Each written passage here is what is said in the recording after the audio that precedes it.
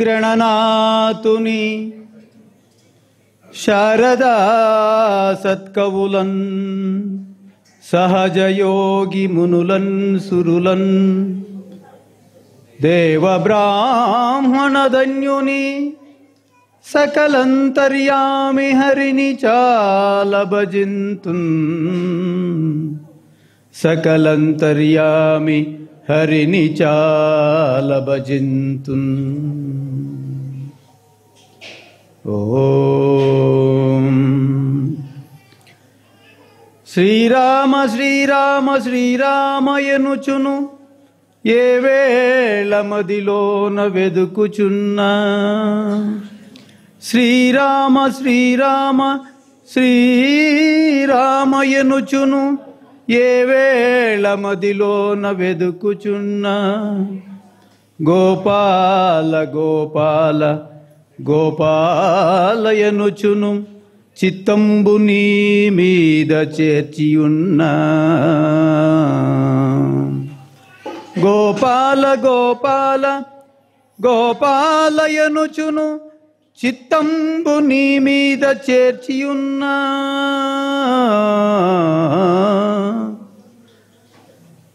చిత్తంబు నీ మీద చేర్చియున్నా కమలాక్ష కమలాక్ష కమలాక్ష ఎనుచును చూటకలు నీ మూర్తి చూచుచున్నా కమలాక్ష కమలాక్ష కమలాక్ష ఎనుచును చూటకలు నీ మూర్తి చూచుచున్నా పరమాత్మ పరమాత్మ పరమాత్మ ఎనుచును పట్టుగా నీ స్మరణ బట్టి ఉన్నా పరమాత్మ పరమాత్మ పరమాత్మ ఎనుచును పట్టుగా నీ స్మరణ బట్టి ఉన్నా తల్లి తండ్రి దాత దైవమనుచు నమ్మినాడను దీనులు సొమ్ము నీవే దీనుల సొమ్ము నీవే అమర నారాయణాచ్యుత హరిముకుంద కలుష సంహార కైవరపుర విహార కైవరపుర విహార కైవరపుర విహార ಸದ್ಗುರು ತಾತಯ್ಯಗಾರಿ ಪಾದ ಪದ್ಮಗಳೇ ಗತಿ ಗೋವಿಂದ. ಬಹಳ ಬಹಳ ಸಂತೋಷ. ಇನ್ನೊಂದ್ಸರಿ ಭಕ್ತಿಯಿಂದ ಸದ್ಗುರು ತಾತಯ್ಯಗಾರಿ ಪಾದ ಪದ್ಮಗಳೇ ಗತಿ ಗೋವಿಂದ. ಬಹಳ ಬಹಳ ಸಂತೋಷ ಆಗ್ತಾ ಇದೆ. ಸದ್ಗುರು ತಾತಯ್ಯಗಾರಿ ಪಾದ ಪದ್ಮಗಳೇ ಗತಿ ಗೋವಿಂದ. ಇವತ್ತು ಬಹಳ ಪರಮ ಪವಿತ್ರವಾದಂಥ ದಿವಸ. ಯಾಕೆ ಅಂತಂದರೆ ವಾಲ್ಮೀಕಿ ಮಹರ್ಷಿಗಳು ಅವರ ಜಯಂತ್ಯೋತ್ಸವ ಇವತ್ತು, ಅವರು ಹುಟ್ಟಿದ ದಿನ. ಸದ್ಗುರು ತಾತಯ್ಯನವರ ಸನ್ನಿಧಾನದಲ್ಲಿ ಈ ಹುಣ್ಣಿಮೆ ಕಾರ್ಯಕ್ರಮದಲ್ಲಿ ನೀವೆಲ್ಲರೂ ಪರಮ ಭಕ್ತರು ಇಲ್ಲಿ ಆಗಮಿಸಿದ್ದೀರಿ ಅಂತಂದರೆ ಅದಕ್ಕೆ ಒಂದು ಕಾರಣ ಇದೆ. ಆದ್ದರಿಂದ ತಾವೆಲ್ಲರೂ ಭಕ್ತಿಪೂರ್ವಕವಾಗಿ ಇನ್ನೊಂದು ಸರಿ ನಾಮಸ್ಮರಣೆ ಮಾಡೋಣ. ಸದ್ಗುರು ತಾತಯ್ಯಗಾರಿ ಪಾದ ಪದ್ಮಗಳೇ ಗತಿ ಗೋವಿಂದ. ವಾಲ್ಮೀಕಿ ಮಹರ್ಷಿ ಪಾದ ಪದ್ಮಗಳೇ ಗತಿ ಗೋವಿಂದ. ತಾತಯ್ಯನವರ ಪಾದ ಪದ್ಮಗಳೇ ಗತಿ ಗೋವಿಂದ.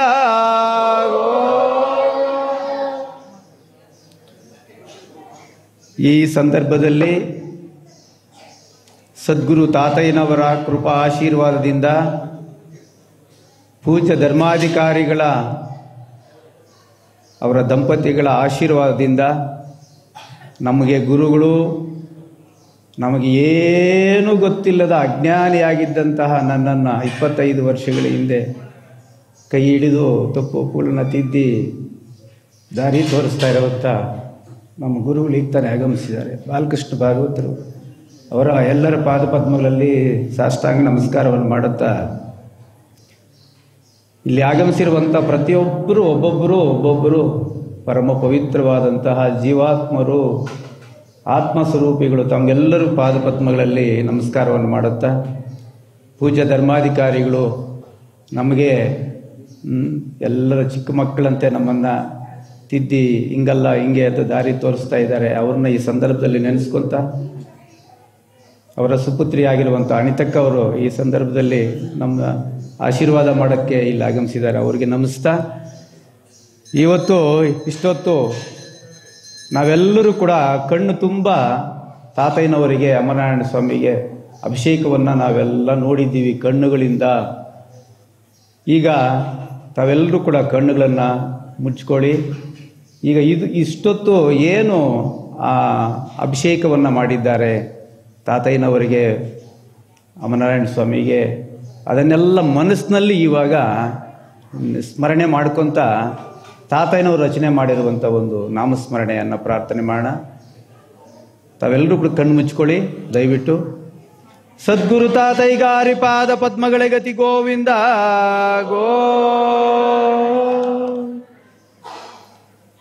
ತಾತಯ್ಯನವರೇ ನೀವೇ ನಮಗೆ ಗತಿ.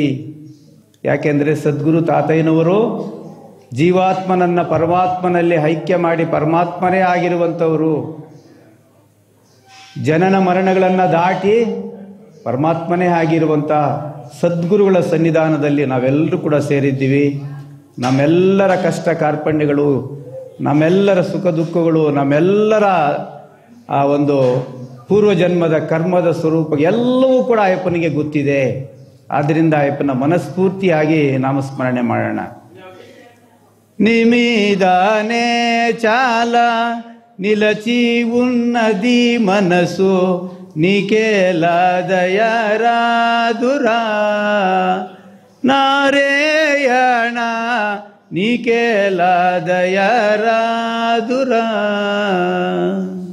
ಮನಸ್ಸಿನಲ್ಲೇನೆ ಅಪ್ಪ ನಿನ್ನ ದಯೆ ನನ್ನ ಮೇಲೆ ಬರಲಿ, ನಿನ್ನೇ ನಾನು ನಂಬಿದ್ದೀನಿ ಅಂತೇಳಿ ಮನಸ್ಸಿನಲ್ಲೇ ಧ್ಯಾನ ಮಾಡಿ ಬರುವಂಥವ್ರು ನಮ್ಮ ಜೊತೆಗೆ ನಾಮಸ್ಮರಣೆ ಕೈ ಜೋಡಿಸಿ ದನಿ ದೂಡಿಸಿ ಅಂತ ಹೇಳ್ತಿದ್ದೀನಿ.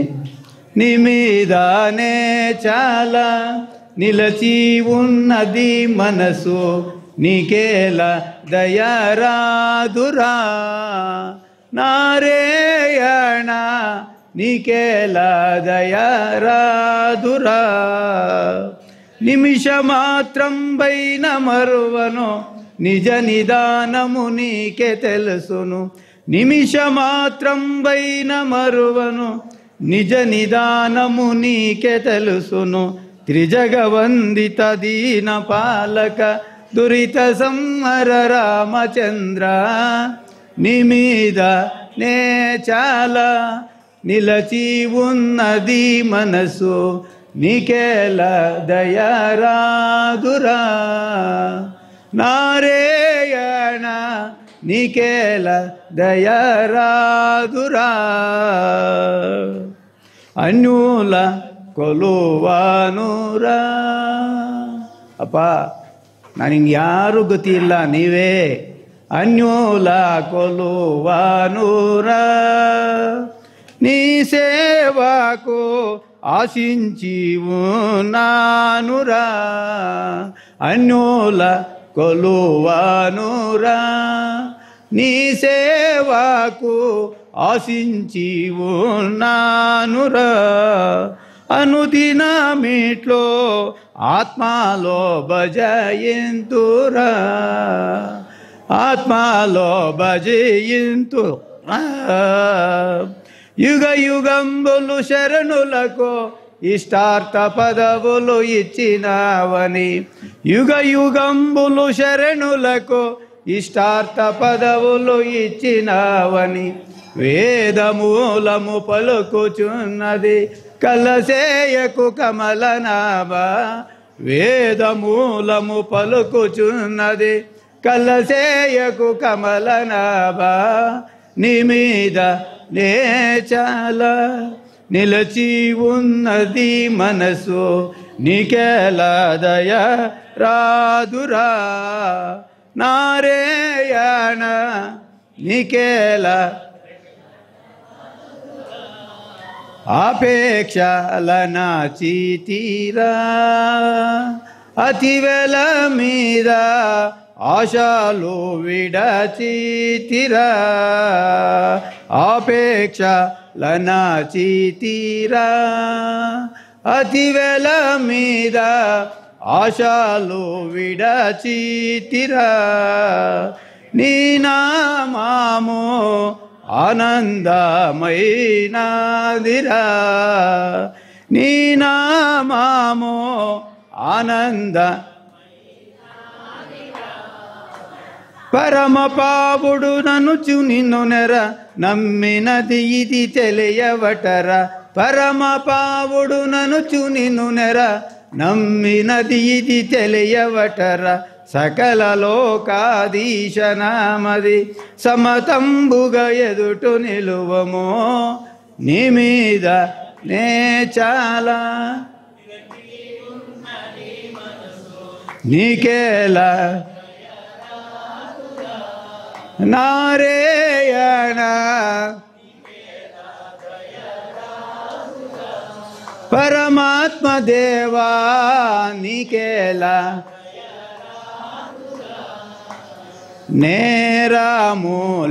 నేరములెంచకురా పోషించిన కర్తవైన వాటరా నేరము చించిన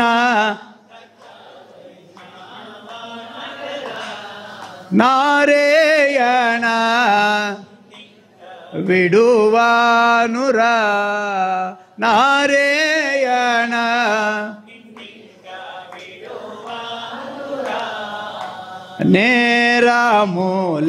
నేరములెంచకురా పోషించిన కర్తవైన వాటరా నారాయణ నిన్నీగా ప్రాణవాయువులన్నీ నీ పద భక్తిలో గురి నిల్పివేగమే ప్రాణవాయువులన్నీ నీ పద ప్రాణవాయువులన్నీ నీ పద భక్తిలో గురి నిల్పివేగం కాయమిడిచేటప్పుడైన కలగదాన నమాపై కాయమిడిచేటప్పుడైన కలగదా నీ కరుణ నాపై నీ మీదనే చాలా నీకేలా దయరా నారాయణ నీకేలా కోదండరామా నీకేలా పరమాత్మ దేవా నీకేలా దేవాది దేవా నీకేలా దయ నారాయణ నీకేలా సద్గురు తాతయ్య గారి పాద పద్మಗಳೇ గతి గోవింద గో ಪಾರ್ವತೀಪತಿಯೇ ಹರರವ. ಎಷ್ಟು ಭಕ್ತಿ ಇದೆ ನೋಡ್ರಿ. ಇದು ಮನಸ್ಸಿನಿಂದ ಸದ್ಗುರು ತಾತಯ್ಯನವರಿಗೆ ಆತ್ಮದಲ್ಲಿ ನಾವು ಅವರಿಗೆ ಪೂಜೆಯನ್ನು ಸಲ್ಲಿಸಿದ್ದೀವಿ. ನೀವೆಲ್ಲ ಪರಮ ಪವಿತ್ರವಾದಂತಹ ಭಕ್ತರು. ಇಲ್ಲಿಗೆ ಸದ್ಗುರು ತಾತಯ್ಯನವರ ಸನ್ನಿಧಾನಕ್ಕೆ ಆಗಮಿಸಬೇಕು ಅಂತಂದ್ರೇ, ಈ ಆವರಣಕ್ಕೆ ಬರಬೇಕು ಅಂತಂದ್ರೇ ಪೂರ್ವದ ಕರ್ಮಗಳು ಸವಿಸಿರಬೇಕು ಅಂಥೇಳಿ ನಮ್ಮ ಗುರುಗಳು ಹೇಳ್ತಾರೆ. ಪೂರ್ವಮುಷೆಯನ್ನಿ ಪುಣ್ಯಫಲಂಬಲು ರಮ್ಮನೆ ಕೋರಿತೆ ವಚ್ಚಿನ ಅಂತ ಹೇಳ್ತಾರೆ.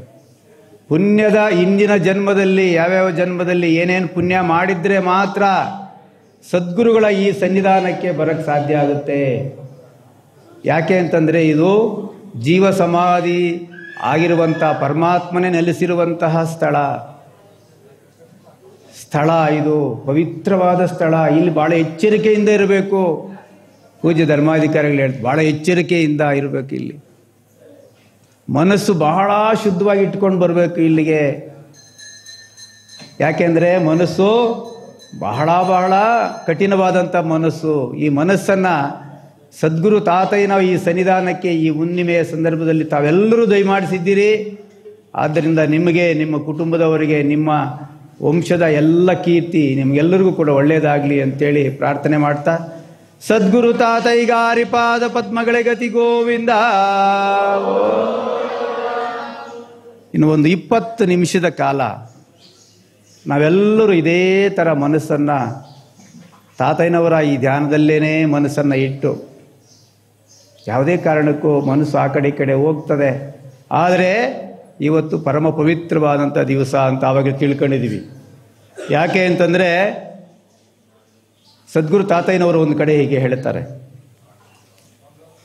ಪ್ರತಿಯೊಂದು ತಾತಯ್ಯನವರು ಹೇಳುವಂಥ ಪ್ರತಿಯೊಂದು ಮಾತು ಇಲ್ಲಿ ನಮಗೆ ಬಹಳ ಬಹಳ ಬಹಳ ಎಚ್ಚರಿಕೆಯಿಂದ ನಮಗೆ ಬೋಧನೆ ಮಾಡ್ತಾ ಇದ್ದಾರೆ. ಅಲ್ಲಿ ಸ್ಮರಿಸ್ತಾರೆ, ವಾಲ್ಮೀಕಿ ನಾರದ ಶುಕ ವ್ಯಾಸ ಭಟ್ಟಲು, ವಾಲ್ಮೀಕಿ ನಾರದ ಶುಕ ವ್ಯಾಸ ಭಟ್ಟುಳು, ಯೋಮನ ವೇಮನ ಯೋಗುಲು ಎರುಕ ಪರಲು,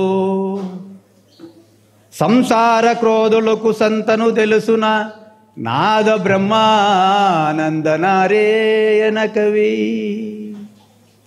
ವಾಲ್ಮೀಕಿ ನಾರದ ಶುಕ ವ್ಯಾಸಲು ವೇಮನ ಯೋಗುಲು ಎರುಕ ಪರಲು ಅಂತಾರೆ. ಎರುಕ ಅಂದರೆ ನಾವು ಇಷ್ಟೊತ್ತು ತಾತಯ್ಯನವರಿಗೆ ನೀಮೀದಾನೆ ಚಾಲನೆ ಆ ಮನಸ್ಸನ್ನು ಹಿಟ್ಟು ಮಾಡಿದ್ವಲ್ಲ, ಎರುಕ ಅಲ್ಲೇ ಭಗವಂತನಲ್ಲೇನೆ ಮನಸ್ಸು ಯಾರು ಸ್ಥಿರವಾಗಿರ್ತ ಅದು ಎರುಕ. ಎರುಕ ಪರಲು. ತಾತಯ್ಯನವರು ಯಾಕೆ ಇವ್ರನ್ನೆಲ್ಲ ಸ್ಮರಿಸ್ಕೊಳ್ಳಿದ್ದಾರೆ ಅಂತಂದರೆ, ವಾಲ್ಮೀಕಿ ಮಹಾನುಭಾವರು,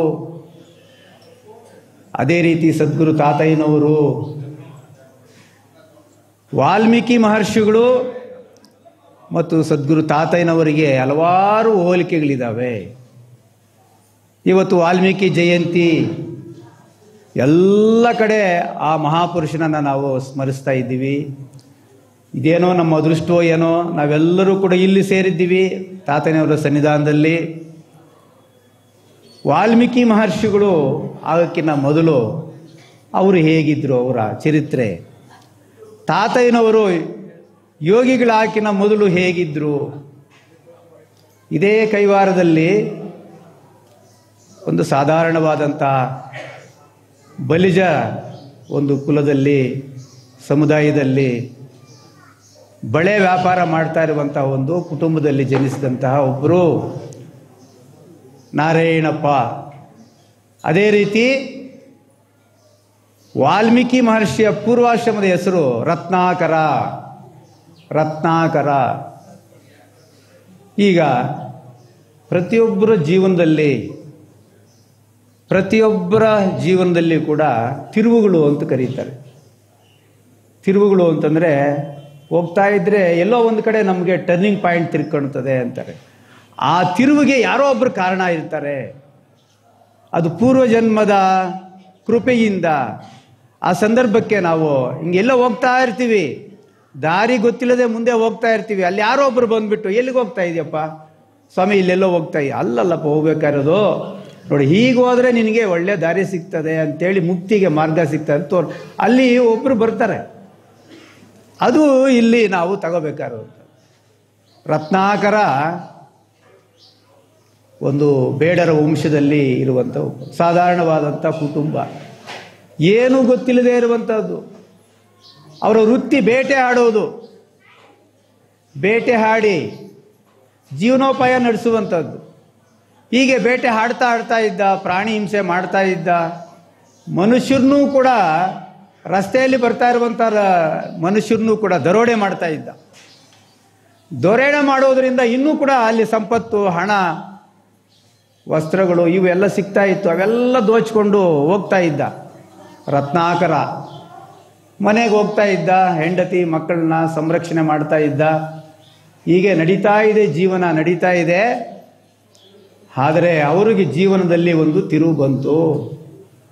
ಮಾಡಿ ಮಾಡಿ ಮಾಡಿ ಒಂದು ದಿವಸ ಹೀಗೆ ದಾರಿ ಕಾಯ್ತಾ ಇದ್ದಾರೆ ಒಂದು ಕಾಡಿನ ಮಧ್ಯಭಾಗದಲ್ಲಿ.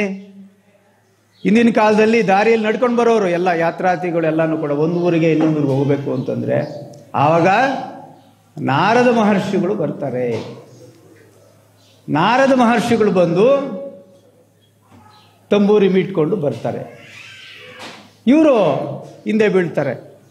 ಯಾರು ಹೋಗ್ತಾ ಇರೋದು? ನಿಲ್ಲಿ ಅಲ್ಲಿ ಅಂತಾರೆ. ಅಪ್ಪ ನಾನು ನಿಂತಿದ್ದೀನಿ, ಬಾ ಏನು ಅಂತ ಕರೀತಾರೆ. ರತ್ನಾಕರ ಹೋಗ್ತಾನೆ. ಕೊಡು, ಏನಿದೆ ನಿಮ್ಮ ಹತ್ರ ಅಂತ ಹೇಳ್ತಾರೆ. ಏನಿದೆಯಪ್ಪ ನನ್ನ ಹತ್ರ? ನೋಡು, ಎಲ್ಲ ನಿನ್ನ ಕಾಣಿಸ್ತಾನೆ ಇದೆಯಲ್ಲ, ಈ ಪ್ರಣತಿ ಅನ್ನುವಂಥ ಒಂದು ಇದು ತಂಬೂರಿ ಇದೆ, ವೀಣೆ ಇದೆ, ಇದು ಬಿಟ್ಟರೆ ಇನ್ನೇನಿದೆ? ಆಯ್ತಪ್ಪ, ಅದೇ ಕೊಡು. ಅಪ್ಪ ಅದು ಕೊಡ್ತೀನಿ, ಇವಾಗ ಒಂದು ಪ್ರಶ್ನೆ ಕೇಳ್ತೀನಿ, ಉತ್ತರ ಹೇಳ್ಬಿಡು ಅಂತಂದರು ನಾರದರು ಮಹರ್ಷಿಗಳು. ಏನು ಅಂದರು. ಮಾತು ಕೂಡ ಹೊರಟು ರತ್ನಾಕರನಿಗೆ. ಏನು ಹೇಳೋ ಅಂತಂದರು. ಅಪ್ಪ ಏನೂ ಇಲ್ಲ, ಇಷ್ಟೆಲ್ಲ ಮಾಡ್ತಾ ಇದೆಯಲ್ಲ, ದರೋಡೆ ಮಾಡ್ತಾ ಇದೆಯಾ, ಪ್ರಾಣಿ ಹಿಂಸೆ ಮಾಡ್ತಾ ಇದೆಯಾ, ಈ ಪಾಪ ಎಲ್ಲ ಕಟ್ಕೊತಾ ಇದೆಯಾ ದಿನೇ, ಇದರಿಂದ ನಿನಗೇನು ಲಾಭ ಬರ್ತದೆ? ಯಾಕೆ ಮಾಡ್ತಾ ಇದೆಯಾ? ಉದ್ದೇಶ ಆದರೂ ಏನು ಅಂದರು. ಉದ್ದೇಶ ಏನು? ನನ್ನ ಕುಟುಂಬವನ್ನು ಪೋಷಣೆ ಮಾಡೋದಕ್ಕೋಸ್ಕರನಪ್ಪ. ಓಹೋ ಹೌದಾ? ಕುಟುಂಬವನ್ನು ಪೋಷಣೆ ಮಾಡೋಕ್ಕೋದ್ರೆ ನಿನ್ನ ಸಂಪಾದನೆ ಮಾಡ್ತಾ ಇದೆಯಲ್ಲ, ಈ ಸಂಪಾದನೆಯಲ್ಲಿ ಅವ್ರಿಗೂ ಭಾಗ ಇದೆಯಾ? ಅಥವಾ ನೀನು ಮಾಡ್ತಾ ಇರುವಂಥ ಈ ಪಾಪದಲ್ಲೂ ಕೂಡ ಅವ್ರಿಗೆ ಭಾಗ ಇದೆಯಾ? ಎಲ್ರಿಗೂ ಇದೆ. ನಾನು ಮಾಡ್ತಾ ಇದ್ದೀನಲ್ಲ, ಎಲ್ರಿಗೂ ಇರ್ತದೆ. ಓ ಹೌದಾ? ಆದ್ರೆ ಕೇಳ್ಕೊಂಬರೋಗಿ ನೋಡೋಣ, ಮನೆಗೆ ಹೋಗಿ ನಿಮ್ಮ ಹೆಂಡತಿ ಮಕ್ಕಳನ್ನ ಕೇಳ್ಕೊಂಡು ಬಾ ಅಂತಾರೆ. ಆವಾಗ ಇಲ್ಲೇ ಇರ್ತೀರಾ ನೀವು? ಇರ್ತೀನಿ ಹೋಗಪ್ಪ ಅಂತಾರೆ. ನೀವು ಹೊಟ್ಟೋಗ್ಬಿಟ್ರೆ, ಇಲ್ಲಪ್ಪ ಇಲ್ಲಿ ಕಟ್ಟಾಕ್ಬಿಡು ಅಂತ ಹೇಳ್ಬಿಟ್ಟು ಅಲ್ಲಿ ಒಂದು ತೀಳಿಂದ ಒಂದು ಇದಿದ್ರೆ ಅದನ್ನು ಕಟ್ಟಾಕ್ಬಿಟ್ಟು ಮನೆಗೆ ಓಡೋಡಿ ಬರ್ತಾರೆ. ಜೀವನದಲ್ಲಿ ಹೇಗೆ ಪರಿವರ್ತನೆ ಆಗ್ತದೆ ಅನ್ನೋದಕ್ಕೆ ಓಡಿ ಬರ್ತಾರೆ. ಹೆಂಡತಿಯನ್ನು ಕರೀತಾರೆ. ಏನಮ್ಮ, ನಾನು ಇಷ್ಟು ದಿನ ಮಾಡ್ತಾ ಇದ್ದೀನಲ್ಲ ಈ ಒಂದು ಕರ್ತವ್ಯ, ಕುಟುಂಬದ ಪೋಷಣೆಗೋಸ್ಕರ, ಈ ಕರ್ಮ, ಈ ಪೋಷಣೆ ಮಾಡ್ತಾ ಈ ಕರ್ಮ ಬರ್ತಾ ಇದೆಯಲ್ಲ, ಅದರಲ್ಲಿ ನಿಮಗೇನಾದರೂ ಪಾಲಿದೆಯಾ? ಅರೆ ಅದು ಹೆಂಗೆ ಪಾಲಿರ್ತದೆ? ನನಗೂ ಅದಕ್ಕೆ ಸಂಬಂಧ ಏನು? ಮತ್ತು ಮಕ್ಕಳನ್ನ ಕರೆದು ಕೇಳ್ತಾರೆ. ಏನ್ರಯ್ಯ, ಏನು ಸಮಾಚಾರ? ಇವಾಗ ನಾನು ಪಾಪ ಮಾಡಿ ಏನೇನೋ ಸಂಪಾದನೆ ಮಾಡಿಕೊಂಡು ನಿಮ್ಮನ್ನೆಲ್ಲ ಸಾಕ್ತಾ ಇದ್ದೀರಲ್ಲ, ಕುಟುಂಬ ಪೋಷಣೆ ಮಾಡ್ತಾ ಇದ್ದೀನಿ, ಅದರಲ್ಲೂ ನಿಮ್ಗೆ ಪಾಲಿದೆಯಾ? ನಮಗೇನು ಸಂಬಂಧ?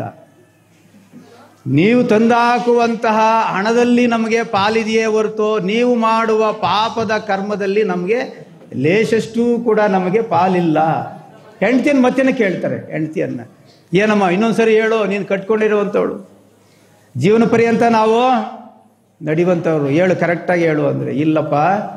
ಆವಾಗ ಆ ಸದ್ವಿ ಮನಿ ಹೇಳ್ತಾರಂತೆ ರತ್ನಾಕರನಿಗೆ, ಅಪ್ಪ ಕುಟುಂಬ ಪೋಷಣೆ ಮಾಡೋದು ನಿನ್ನ ಜವಾಬ್ದಾರಿ, ಆದರೆ ಒಳ್ಳೆ ಮಾರ್ಗದಲ್ಲಿ ಮಾಡ್ಬೋದಲ್ಲ, ಈ ಕಾರ್ಯ ಯಾಕೆ ಮಾಡಿದ್ರಿ ನೀವು ಅಂತ ಆ ಮಾತು ಹೇಳ್ತಾರೆ. ಆ ತಾಯಿ, ಒಳ್ಳೆ ಕಾರ್ಯ ಮಾಡು, ಒಳ್ಳೆ ಕಾರ್ಯ ಮಾಡಿಬಿಟ್ಟು ಜೀವನ ಮಾಡೋದಕ್ಕೆ ಎಷ್ಟೋ ಮಾರ್ಗಗಳಿದಾವಲ್ಲ, ಆವಾಗ ಅರಿವು ಬರುತ್ತಂತೆ. ಆದರೆ ನನ್ನ ಪಾಪದಲ್ಲಿ ನಿನಗೆ ಪಾಲಿಲ್ವಾ? ಇಲ್ಲಪ್ಪ, ನನಗೂ ನಿನಗೆ ಸಂಬಂಧ, ಗಂಡ ಹೆಂಡತಿ ಸಂಬಂಧ ಇರ್ಬೋದು, ಆದರೆ ನಿನ್ನ ಪಾಪದಲ್ಲಿ ನನಗೆ ಪಾಲಿಲ್ಲ. ನಿಂದು ನಿಂದೆ, ನಮ್ದು ನಂದೇ.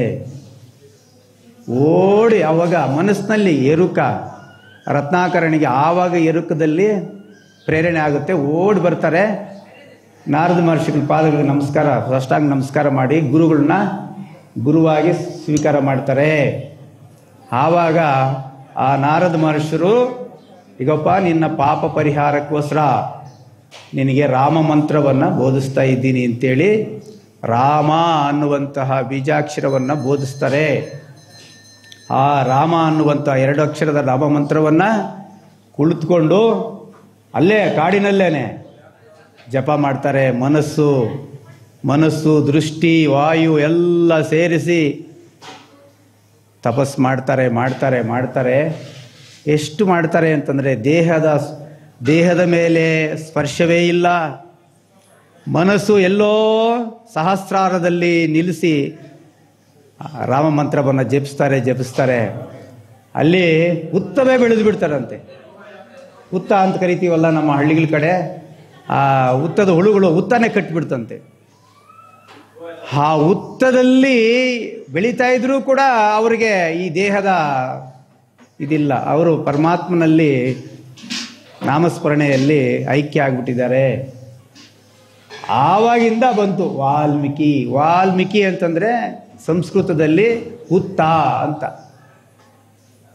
ಆ ರೀತಿಯಲ್ಲಿ ಬಂದಿದ್ದು ವಾಲ್ಮೀಕಿ ಮಹರ್ಷಿಗಳು.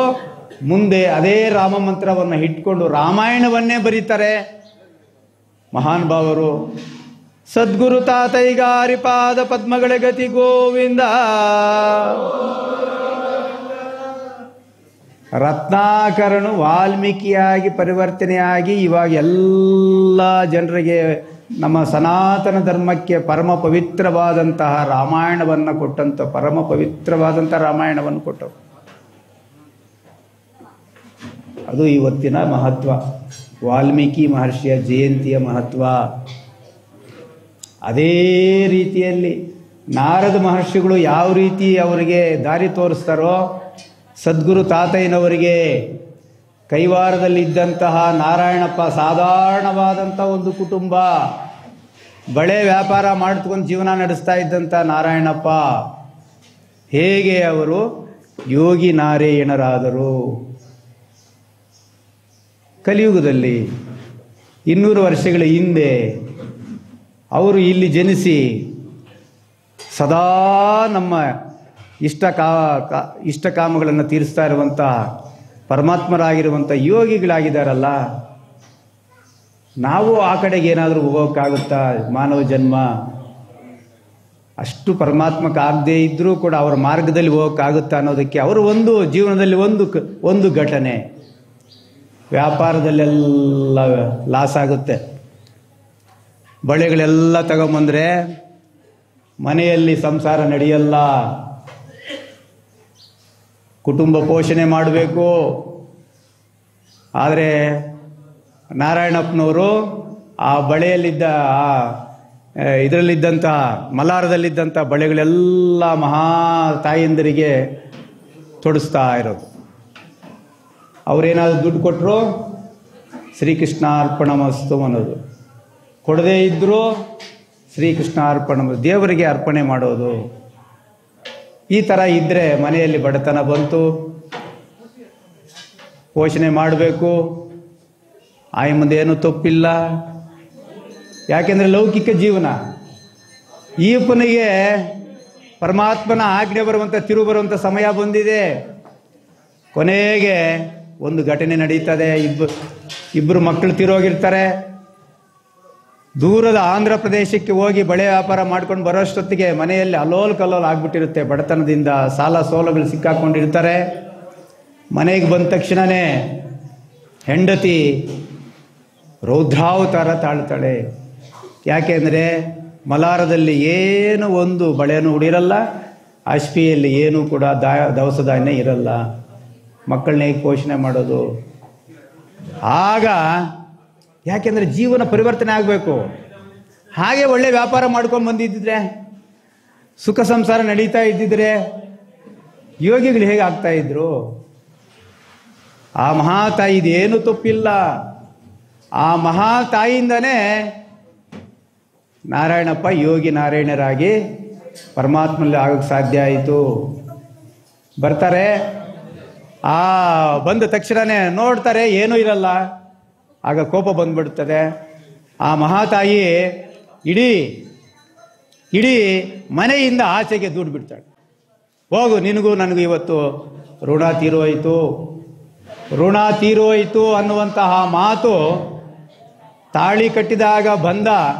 ಇವಾಗ ಆಯಮ್ಮನೆ ಬಂಧನವನ್ನು ಬಿಡಿಸ್ಕೊಂಡು ನೇರವಾಗಿ ಮನೆಯನ್ನು ತ್ಯಜಿಸಿ, ಆಗೋಯ್ತು ಇವತ್ತು ನನಗೆ ಈ ಕುಟುಂಬದ ಋಣ ತೀರೋಯ್ತು, ಎಲ್ಲ ಸಂಸಾರದ ಋಣ ತೀರೋಯ್ತು ಅಂತೇಳಿ ಕಣ್ಣೀರು ಹಾಕ್ಕೊಂಡು ಈ ಕೈವಾರ ಬೆಟ್ಟದ ತಪ್ಪಲಿನಲ್ಲಿ ಹೋಗಿ ಒಂದು ಗುಂಡು ಮೇಲೆ ಕೂತ್ಕೊಂಡು ಯೋಚನೆ ಮಾಡ್ತಾ ಇರ್ತಾರೆ, ಕಣ್ಣೀರು ಸುರಿಸ್ಕೊಂಡು.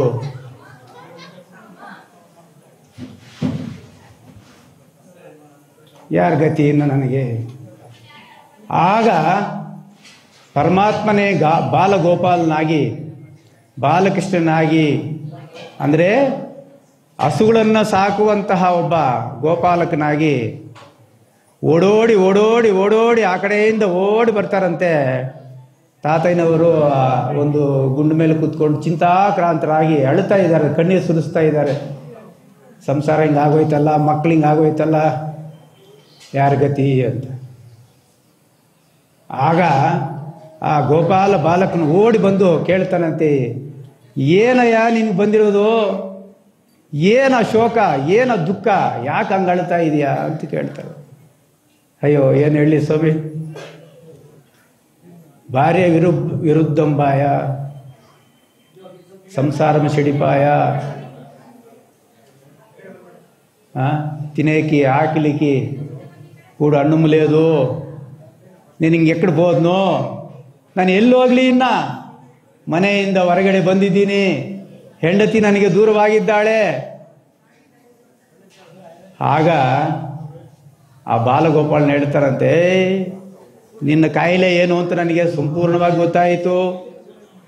ನಾನು ಪಶುಗಳಿಗೆ ವೈದ್ಯನಾಗಿರುವಂಥವನು, ಅಂದರೆ ಗೋವುಗಳಿಗೆಲ್ಲಾನು ಕೂಡ ನಾನು ಪಶು ವೈದ್ಯ, ಭವರೋಗ ವೈದ್ಯ ನಾನು.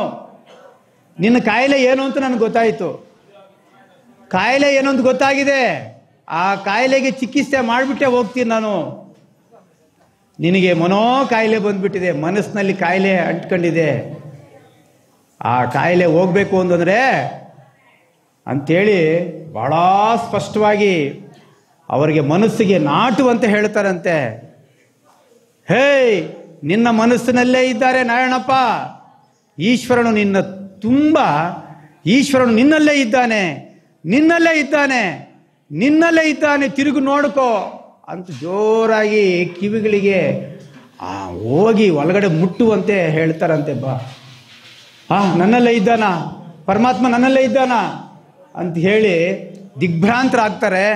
ಆವಾಗ ಆ ಬಾಲಗೋಪಾಲನು ಭೂಮಿ ಆಕಾಶದ ಮಟ್ಟಕ್ಕೆ ಅವರು ದೀರ್ಘವಾದಂತಹ ಅವತಾರವನ್ನು ತಾಳಿ ಬೆಳಕನ್ನು ಕಾಣಿಸಿ ಹಂಗೆ ಮಾಯ ಆಗ್ತಾರೆ. ಆಗ ಅನಿಸುತ್ತಂತೆ, ಆಗೋದೆಲ್ಲ ಒಳ್ಳೆಯದಕ್ಕೆ. ಅಯ್ಯೋ, ನನ್ನ ಹೆಂಡತಿಯನ್ನು ನಾನು ಬೈಕೊಳ್ತಾ ಇದ್ದೆ, ಅಯ್ಯೋ ನನ್ನ ಪಾಲಿಗೆ ಅಯ್ಯಮ್ಮನು ಬಹಳ ಬಹಳ ದಾರಿ ತೋರಿಸಿದಂಥ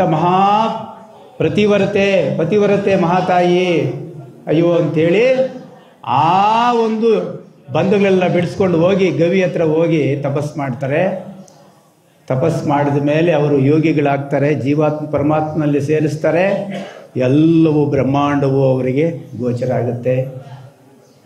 ಆಮೇಲೆ ಇಲ್ಲೇ ಬಂದು ಆಶ್ರಮ ಕಟ್ಕೊಂಡು ಇಲ್ಲೇ ಅವರು ಎಲ್ಲ ವೇದಾಂತ ಸಾರಾವಳಿಗಳನ್ನು ಬರೀತಾರೆ. ಅವರು ಬರೆದಿರುವಂಥದ್ದೇ ಅವರು ಇಲ್ಲೇ ಜೀವ ಸಮಾಧಿ ಆಗ್ತಾರೆ. ಇದೆಲ್ಲ ನಮಗೆಲ್ಲ ಗೊತ್ತಿರುವಂಥ ವಿಚಾರ. ಇದನ್ನು ಯಾಕೆ ಹೇಳಿದೆ ಅಂತಂದರೆ, ವಾಲ್ಮೀಕಿ ಮಹರ್ಷಿಗಳ ಜೀವನದಲ್ಲಿ ಏನು ನಡೀತೋ, ಒಬ್ಬ ತಾಯಿಯಿಂದ ಪರಿವರ್ತನೆ, ಅಲ್ಲಿ ಒಳ್ಳೆ ರೀತಿಯಲ್ಲಿ ಹೇಳಿ ದಾರಿ ತೋರಿಸ್ತಾರೆ ಆ ತಾಯಿ. ಇಲ್ಲಿ ಒಂದು ರೀತಿಯ ಕಾರವಾಗಿ ಹೇಳಿ ದಾರಿ ತೋರಿಸ್ತಾರೆ. ಎರಡೂ ಒಂದೇ. ಇಲ್ಲಿ ಈ ಥರ ನಡ್ಕೋಬೇಕಾಗಿತ್ತು, ಇಲ್ಲ ಅಂದರೆ ಅವ್ರಿಗೆ ಸಂಸಾರದ ಬಂಧನ ತೀರ್ತಾ ಇರಲಿಲ್ಲ. ತಪಸ್ಸನ್ನು ಮಾಡ್ತಾರೆ, ಯೋಗಿಗಳಾಗ್ತಾರೆ. ಅಂಥ ಮಹಾತ್ಮರ ಸನ್ನಿಧಾನಕ್ಕೆ ನಾವಿಲ್ಲಿ ಬಂದಿದ್ದೀವಿ. ನೀವೆಲ್ಲರೂ ಕೂಡ ಅವರ ಕೃಪೆಗೆ ಪಾತ್ರರಾಗಿದ್ದೀರಿ. ಆದ್ದರಿಂದ ಅವರ ಪಾದಪದ್ಮಗಳಿಗೆ ಒಂದು ಸರಿ ನಮ್ಮ ಸದ್ಗುರು ತಾತೈಗಾರಿ ಪಾದ ಪದ್ಮಗಳ ಗತಿ ಗೋವಿಂದ. ಭಾಳ ಚೆನ್ನಾಗಿ ಕೇಳ್ತಾ ಇದ್ದೀರಿ. ಇಷ್ಟು ನಿಶಬ್ದವಾಗಿ ಕೇಳುವಂಥದ್ದು ನಾವು ನಮ್ಮ ಅಣ್ಣವ್ರು ಮಾತಾಡ್ಕೊತಾ ಇರ್ತೀವಿ. ಇಷ್ಟು ಎಲ್ಲ ನೋಡಿ, ಇಲ್ಲಿ ಒಬ್ಬೊಬ್ಬರು ದೊಡ್ಡ ವ್ಯಕ್ತಿಗಳು, ಜ್ಞಾನಿಗಳು, ಎಂತಹ ಅನುಭವ ಇರುವಂಥವರು ಮಹಾತ್ಮರೆಲ್ಲ ಇಲ್ಲಿದ್ದೀರಿ. ನೀವು ಎಷ್ಟು ತಾತಯ್ಯನವರನ್ನು, ಅವರ ಮಾತುಗಳನ್ನ ನಾವೆಲ್ಲರೂ ಎಷ್ಟು ಭಕ್ತಿಯಿಂದ ಕೇಳ್ತಾ ಇದ್ದೀರಿ. ಆದ್ದರಿಂದ ನಿಮಗೆಲ್ಲರಿಗೂ ಕೂಡ ಒಳ್ಳೆಯದಾಗ್ತದೆ. ಈಗ ತಾತಯ್ಯನವರು ಯೋಗಿಗಳು ಆದಮೇಲೆ ನಮಗೆ ಹಲವಾರು ಬೋಧನೆಗಳನ್ನು ಮಾಡಿದ್ದಾರೆ. ಅದರಲ್ಲಿ ಕೆಲವು ಅವರು ಸಮುದ್ರ ಇದ್ದದಷ್ಟು ಅವರ ಕೃತಿಗಳಿದ್ದಾವೆ. ವೇದಾಂತ ಸಾರಾವಳಿ ಇದೆ, ಕಾಲಜ್ಞಾನ ಇದೆ. ಅವರ ಬೋಧನೆಗಳು ಪರಕ್ಕೂ ಇದೆ, ಇಹಕ್ಕೂ ಇದೆ, ಪರಕ್ಕೂ ಇದೆ. ನಾವು ಹೇಗಿರಬೇಕು ಅನ್ನೋದು ಕೂಡ ಹೇಳ್ತಾರೆ. ಆಮೇಲೆ ಪರಕ್ಕೆ ನಾವು ಹೇಗೆ ಸಿದ್ಧತೆ ಮಾಡ್ಕೋಬೇಕು. ಮಾನವ ಜನ್ಮ ಬಂದಿದೆ, ಇದೇ ಶಾಶ್ವತ ಅಲ್ಲ. ಜನನ ಮರಣములు ఎన్నో జాతులు ఎన్నాయనో సతిసుతులు ఎందురు మితములేదు తప్పించుకోవలర ఈ తంట తగదర నాద బ్రహ్మానంద ನಾರಾಯಣ ಕವಿ. ಜನನ ಮರಣములు ಎನ್ನೋ ಅವ್ರು ಆಜ್ಞೆ ಮಾಡ್ತಾರೆ. ನಾವಂದ್ಕೊಂಡಿದ್ದೀವಿ ಇದೇ ಜನ್ಮ ಶಾಶ್ವತ ಅಂತ. ಅಲ್ಲ, ಇಂಥ ಜನ್ಮಗಳು ಎಷ್ಟಾಗಿದ್ದಾವೋ. ಜನನ ಮರಣములు ಎನ್ನೋ, ಎಷ್ಟೋ ಲೆಕ್ಕವೇ ಇಲ್ಲ. ಸತ್ತು ಹುಟ್ಟಿರುವಂಥ ಸಮಾಧಿಗಳಿಗೆ ಇಡೀ ಜಾಗನೇ ಇಲ್ಲಂತೆ ವಿಶ್ವದಲ್ಲಿ. ಅಷ್ಟು ಸರಿ ಸತ್ಯ ಹುಟ್ಟಿದ್ದೀವಿ. ಮನುಷ್ಯರಾಗಿ ಹುಟ್ಟಿದ್ದೀವಾ? ಅಲ್ಲ, ಪ್ರಾಣಿ ಪಕ್ಷಿಗಳಾಗಿ ಹುಟ್ಟಿದ್ದೀವಿ, ಬೇರೆ ಬೇರೆ ಜೀವರಾಶಿಗಳಾಗಿ ಹುಟ್ಟಿದ್ದೀವಿ. ಯಾವ ಜನ್ಮದಲ್ಲಿ ಏನು ಪುಣ್ಯವೋ ಈಗ ಮಾನವ ಜನ್ಮದಲ್ಲಿ ಎತ್ತಿದ್ದೀವಿ. ಈಗ ಮಾನವ ಜನ್ಮ ಎತ್ತಿ ಈ ಜನ್ಮ ಪಡ್ಕೊಂಡಿದ್ದೀವಿ. ಹಲವಾರು ಪಾತ್ರಗಳಲ್ಲಿ ಇದ್ದೀವಿ. ಗಂಡು ಹೆಣ್ಣಾಗಿ, ಪಕ್ಷಿಗಳಾಗಿ, ಪ್ರಾಣಿಗಳಾಗಿ ಹೀಗೆ ಜನ್ಮಗಳೆತ್ತಿದ್ದೀವಿ. ಆ ಎಲ್ಲ ಜೀವರಾಶಿಗಳಲ್ಲಿ ಮಾನವ ಜನ್ಮ ಬಹಳ ಶ್ರೇಷ್ಠ. ಈಗ ಮಾನವ ಜನ್ಮ ಎತ್ತಿದ್ದೀವಿ. ನಾವಿಲ್ಲೆಲ್ಲ ಸೇರಿರುವಂಥವರು ಯಾವುದೋ ಒಂದು ಸಂಸಾರಕ್ಕೆ ಸಿಕ್ಕಿದ್ದೀವಿ. ಈ ಸಂಸಾರವೇ ಶಾಶ್ವತವೇ. ಪೂಜ್ಯ ಧರ್ಮಾಧಿಕಾರಿಗಳು ಆತ್ಮಬೋಧಾಮೃತದಲ್ಲಿ ಹೇಳ್ತಾರೆ, ಅಪ್ಪ ಈ ಸಂಸಾರ ಒಂದು ತಾತ್ಕಾಲಿಕ. ಈಗ ಬಸ್ಸಲ್ಲಿ ಹೋಗ್ತಾ ಇರ್ತೀವಿ, ಯಾವುದೋ ಒಂದು ನಿಲ್ದಾಣ ಬರುತ್ತೆ, ಅಲ್ಲಿ ಇಳಿತೀವಿ, ಅಲ್ಲಿ ಯಾರೋ ಒಬ್ಬರು ಹತ್ತುತ್ತಾರೆ, ಮತ್ತೆ ಪ್ರಯಾಣ ಹೋಗ್ತದೆ. ಅಲ್ಲಿ ಇನ್ನು ಮುಂದಿನ ನಿಲ್ದಾಣದಲ್ಲಿ ಅಲ್ಲಿ ಕೆಲವರು ಇಳಿತಾರೆ. ಹೀಗೆ ಈ ಜನ್ಮ ಇದು ಶಾಶ್ವತ ಅಲ್ಲ. ಆದರೆ ಮಾನವ ಜನ್ಮ ಯಾಕೆ ಶ್ರೇಷ್ಠ? ಮಾನವ ಜನ್ಮದಲ್ಲಿ ನಾವು ಭಗವಂತನ ಸೇವೆ ಮಾಡೋದಕ್ಕೆ ಎಲ್ಲ ಅವಕಾಶಗಳು ಕೊಟ್ಟಿದ್ದಾನೆ. ಪಂಚೇಂದ್ರಿಯಗಳು ಕೊಟ್ಟಿದ್ದಾನೆ. ಆ ಪಂಚ ಇಂದ್ರಿಯಗಳಿಂದ ನಾವು ಭಗವಂತನ ಸೇವೆ ಮಾಡೋದಕ್ಕೆ ಎಲ್ಲ ಅವಕಾಶ ಇದೆ. ಬುದ್ಧಿ ಕೊಟ್ಟಿದ್ದಾನೆ, ಜ್ಞಾನ ಕೊಟ್ಟಿದ್ದಾನೆ. ಅದನ್ನು ಉಪಯೋಗಿಸಿ ಸಂಸಾರದಲ್ಲಿ ಇದ್ದು, ಇಹದಲ್ಲಿ ಇದ್ದು ಪರಕ್ಕೆ ನಾವು ಹೇಗೆ ನಮ್ಮ ಮಾರ್ಗವನ್ನು ಕಂಡುಕೊಳ್ಬೇಕು ಅನ್ನೋದನ್ನು ಬಹಳ ಸರಳವಾಗಿ ಹೇಳುತ್ತಾರೆ ತಾತಯ್ಯನವರು. ಬಸವಣ್ಣವರು ಒಂದು ಕಡೆ ಒಂದು ಮಾತು ಹೇಳ್ತಾರೆ, ಮರ್ತ್ಯಲೋಕ ಎಂಬುವುದು ಕರ್ತಾರನ ಕಮ್ಮಟವಯ್ಯ, ಇಲ್ಲಿ ಸಲ್ಲುವನು ಅಲ್ಲಿ ಸಲ್ಲುವನಯ್ಯ, ಇಲ್ಲಿ ಸಲ್ಲದವನು ಅಲ್ಲಿ ಸಲ್ಲನಯ್ಯ ಕೂಡಲ ಸಂಗಮ ದೇವ ಅಂತಾರೆ. ಮರ್ತ್ಯಲೋಕ ಎಂದರೆ ಮಾನವ ಜನ್ಮ. ಈ ಲೋಕ ಇದೆಯಲ್ಲ, ಇದು ಕರ್ತಾರನ ಕಮ್ಮಟ ಅಂದರು. ಕರ್ತಾರನ ಕಮ್ಮಟ ಅಂತಂದರೆ ನಮ್ಗೆಲ್ರಿಗೂ ಗೊತ್ತಿದೆ. ಈ ಬಂಗಾರದ ಕಮ್ಮಟ, ಆಭರಣಗಳು ಮಾಡುವಂಥ ಆಚಾರ್ಯರು ಮಾಡ್ತಾರೆ ನೋಡಿ ಆ ಕಮ್ಮಟ, ಅಥವಾ ಕಬ್ಬಿಣದ ಕೆಲಸ ಮಾಡ್ತಾರೆ ನೋಡಿ, ಆಯುಧಗಳು ಮಾಡ್ತಾರೆ, ಆ ಥರ ಒಂದು ಕಮ್ಮಟ. ಆ ಆಚಾರಿ ಆ ಗೋಲ್ಡ್ ಸ್ಮಿತ್ತು ಆ ಒಡವೆಗಳನ್ನು ಮಾಡಬೇಕಾದ್ರೆ ಏಕ್ದಮ್ ಒಡವೆ ಆಗಲ್ಲ. ಅದಕ್ಕೇನು ಮಾಡ್ತಾರೆ, ಬಂಗಾರವನ್ನು ತೆಗೆದುಕೊಂಬಂದು ಕಾಯಿಸ್ತಾರೆ ಚೆನ್ನಾಗಿ.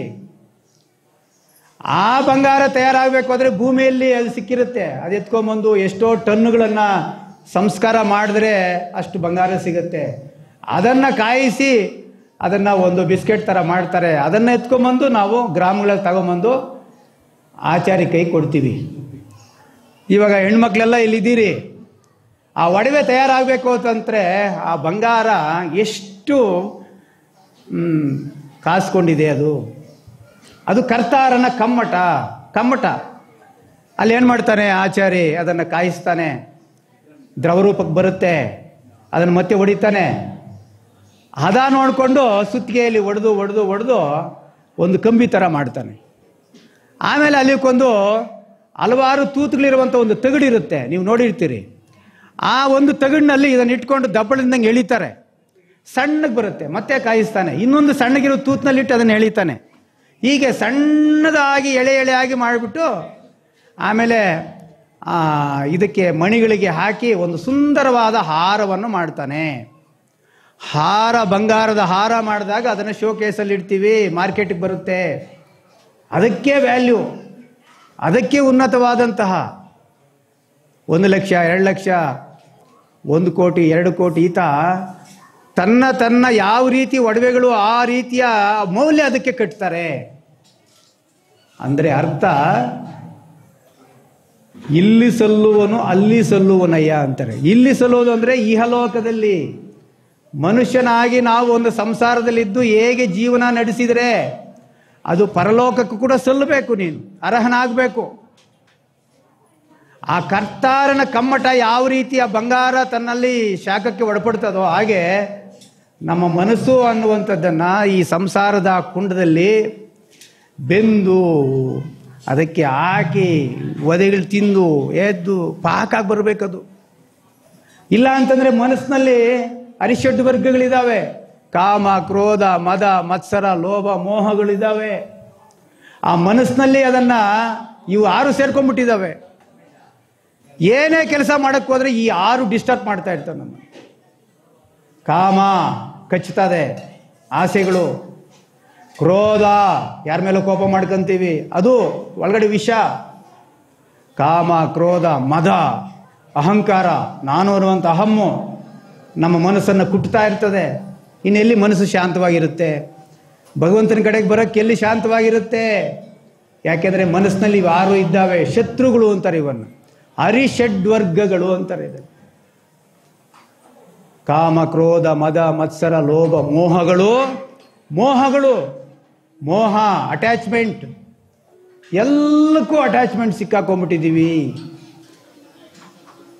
ಪ್ರತಿಯೊಂದಕ್ಕೂ ಸಿಕ್ಕಾಕೊಂಡಿದ್ದೀವಿ. ಕುಟುಂಬಕ್ಕೆ ಸಿಕ್ಕಾಕೊಂಡಿದ್ದೀವಿ, ಆಸ್ತಿಗೆ ಸಿಕ್ಕಾಕೊಂಡ್ಬಿಟ್ಟಿದ್ದೀವಿ. ಈ ಅಂಟುವಿಕೆನೇ ಅಜ್ಞಾನ ಅಂತ ತಾತಯ್ಯನವರು ಹೇಳ್ತಾರೆ. ಅಂಟುವಿಕೆ, ಅಟ್ಯಾಚ್ಮೆಂಟಿಂದ ಡಿಟ್ಯಾಚ್ಮೆಂಟ್ ಕಡೆ ಹೇಗೆ ಹೋಗೋದು ಅನ್ನೋದೇ ತಾತಯ್ಯನವರು ಹೇಳುವಂಥ ಬೋಧನೆಗಳು. ಆ ಡಿಟ್ಯಾಚ್ಮೆಂಟ್ ಕಡೆಗೆ ಹೋಗ್ಬೇಕು ಅಂದರೆ ನೀನು ಯಾರು ಅಂತ ತಿಳ್ಕೋಬೇಕು. ನಾವು ಮನುಷ್ಯರು ಇಷ್ಟೇನಾ? ಎಪ್ಪುಡೋ ಏ ವೇಳೋ ಏ ಚೋಟೋ ನಂಬಿಕಿಲೇ ನದಿ ಕುಮ್ಮಡಿ ಕುಂಡ. ತಾತಯ್ಯನವರು ಹೇಳ್ತಾರೆ, ವಿವೇಕ ಹೇಳ್ತಾ ಇದ್ದಾರೆ ನಮಗೆ. ಅಪ್ಪ, ಇಷ್ಟೇ ನೀನು ಬದುಕೊಂಡಿದ್ದೋಗ್ಬಿಟ್ರೆ ಇಲ್ಲಿ ಹುಟ್ಟಿ ಹಂಗೆ ಸತ್ಯದೆ. ಯಾವುದೋ ಒಂದು ಪ್ರಾಣಿ ಹುಟ್ಟುತ್ತದೆ, ಹಂಗೆ ಸತ್ತೋಗ್ತದೆ, ಏನು ಪ್ರಯೋಜನ ಇಲ್ಲ. ಏನೋ ಇಷ್ಟ ಅದಕ್ಕೂ ಕೂಡ ಪುಣ್ಯ ಸಿಗ್ತದೆ. ಆದರೆ ಮನುಷ್ಯನ ಈ ಕೆಟ್ಟ ಗುಣಗಳಿಂದ ಒಳಗಡೆ ಇಟ್ಕೊಂಡು ನಾವು ಜೀವನ ಮಾಡ್ತೀವಲ್ಲ, ಏನು ಸಿಗ್ತದೆ ನಿನಗೆ? ಕುಮ್ಮರಿ ಕುಂಡ ಅಂದರೆ ಕುಂಬಾರನ ಕುಂಡೆ, ಒಂದು ಮಡಿಕೆ ಕೆಳಗಡೆ ಬಿದ್ದರೆ ಯಾವ ರೀತಿ ಅದು ಪೀಸ್ ಆಗಿಬಿಡುತ್ತೋ, ಮತ್ತೆ ಅದನ್ನು ಅಣಿಸೋಕ್ಕಾಗಲ್ಲ. ಅಂಥದ್ದು ಈ ಮಾನವ ಜನ್ಮ, ಈ ಮಾನವ ದೇಹ. ಇದು ನಂಬಿಕೆಗೆ ಅರ್ಹವಾಗಿಲ್ಲದೆ ಇರುವಂಥದ್ದು. ಗ್ಯಾರಂಟಿ ಇಲ್ಲ. ಎಪ್ಪುಡೋ ಏ ವೇಳೋ 60-70 ವರ್ಷ, 80 ವರ್ಷ, 100 ವರ್ಷ ಬದುಕ್ತೀವಿ ಅಂತ ಯಾರೂ ಗ್ಯಾರಂಟಿ ಇಲ್ಲ. ಇಲ್ಲೆಲ್ಲ ಇದ್ದೀವಿ. ಇನ್ನೊಂದು ಕ್ಷಣದಲ್ಲಿ ಏನಾಗುತ್ತೋ ಗೊತ್ತಿಲ್ಲ. ಆದ್ದರಿಂದ ಈ ಎರುಕದಲ್ಲಿ ನೀನು ಬದುಕಪ್ಪ ಅಂತ ಹೇಳ್ತಾ ಹೋಗ್ತಾರೆ. ಆದ್ದರಿಂದ ಈ ಸಂಸಾರದಲ್ಲಿ ಇದ್ದು ಕೂಡ ನಾವು ಹೇಗೆ ಪರದ ಕಡೆಗೆ, ಭಗವಂತನ ಕಡೆಗೆ ಹೇಗೆ ಬದುಕೋದು, ಉಪಾಯಗಳನ್ನು ಕೆಲವು ಹೇಳ್ತಾರೆ ತಾತಯ್ಯನವರು. ಆದರೆ ಈಗ ಸಂಸಾರದಲ್ಲಿ ನಾವೆಲ್ಲ ಇದ್ದೀವಲ್ಲ, ಗಂಡ ಹೆಂಡತಿ ಮಕ್ಕಳು ಎಲ್ಲ ಒಂದು ಸೇರಿದ್ದೀವಲ್ಲ, ಇದಕ್ಕೊಂದು ಪದ್ಯ ಹೇಳ್ತಾರೆ ತಾತಯ್ಯನವರು. ನಾವೆಲ್ಲ ಹಿಂದಿನ ಜನ್ಮದಲ್ಲಿ ಹಿಂಗೆ ಇದ್ವಾ? ಹಿಂದಿನ ಜನ್ಮ ಗಂಡ ಹೆಂಡತಿಯಾಗಿ ಹಿಂಗೆ ಇದ್ವಾ? ಮಕ್ಕಳಾಗಿ ಹಿಂಗೆ ಇದ್ರಾ? ಇಲ್ಲ, ಗೊತ್ತಿಲ್ಲ. ಯಾಕೆಂದರೆ ಒಬ್ಬೊಬ್ಬರದ್ದು ಕರ್ಮ ಒಂದೊಂದು ಥರ ಇರ್ತದೆ. ಅದಕ್ಕೆ ಎಕ್ಕಡೆಕ್ಕಡೋ ವಾರು ಏಕಮೈ ವನಗೂಡಿ ಅಂದರೆ ಹಿಂದಿನ ಜನ್ಮದಲ್ಲಿ ಏನಾಗಿದ್ವೋ ನಾವು, ಈ ಜನ್ಮದಲ್ಲಿ ಒಂದು ಕುಟುಂಬವಾಗಿದ್ದೀವಿ. ಎಕ್ಕಡಿವಾರೋ ಎಲ್ಲೆಲ್ಲಿದ್ವೋ, ಯಾವ ಜೀವರಾಶಿಯಲ್ಲಿದ್ವೋ ಗೊತ್ತಿಲ್ಲ. ಈ ಜನ್ಮದಲ್ಲಿ ಗಂಡಾಗಿದ್ದೀವಿ, ಹೆಣ್ಣಾಗಿದ್ದೀವಿ, ಮಕ್ಕಳಾಗಿ ಒಂದು ಸಂಸಾರ, ಚಿಕ್ಕಪ್ಪ ದೊಡ್ಡಪ್ಪ ಮಾವ ಇವೆಲ್ಲ ಸಂಬಂಧಗಳಿದ್ದಾವೆ. ಈ ಜನ್ಮಕ್ಕೆ ಮಾತ್ರ ಎಕ್ಕಡಿವಾರು ಏಕಮೈ ವನಗೂಡಿ ಸಂತಕೂಟಮು ಇದು ಅಂತಾರೆ. ಸಂತಕೂಟಮು ಇಲ್ಲು ಚೇರಿ ತುದನು ಕಾಕಲು ಗುಂಪುಲು ಕಟ್ಟಿ చేసిన ವಿಧಮಾಯನಾದ ಬ್ರಹ್ಮಾನಂದ ನಾರಾಯಣ ಕವಿ. ಒಳ್ಳೆ ಉದಾಹರಣೆ ಕೊಡ್ತಾರೆ. ಸಂತೆ, ನಮ್ಮ ಅಣ್ಣವ್ರು ಯಾವಾಗಲೂ ಉದಾಹರಣೆ ಹೇಳ್ತಾರೆ.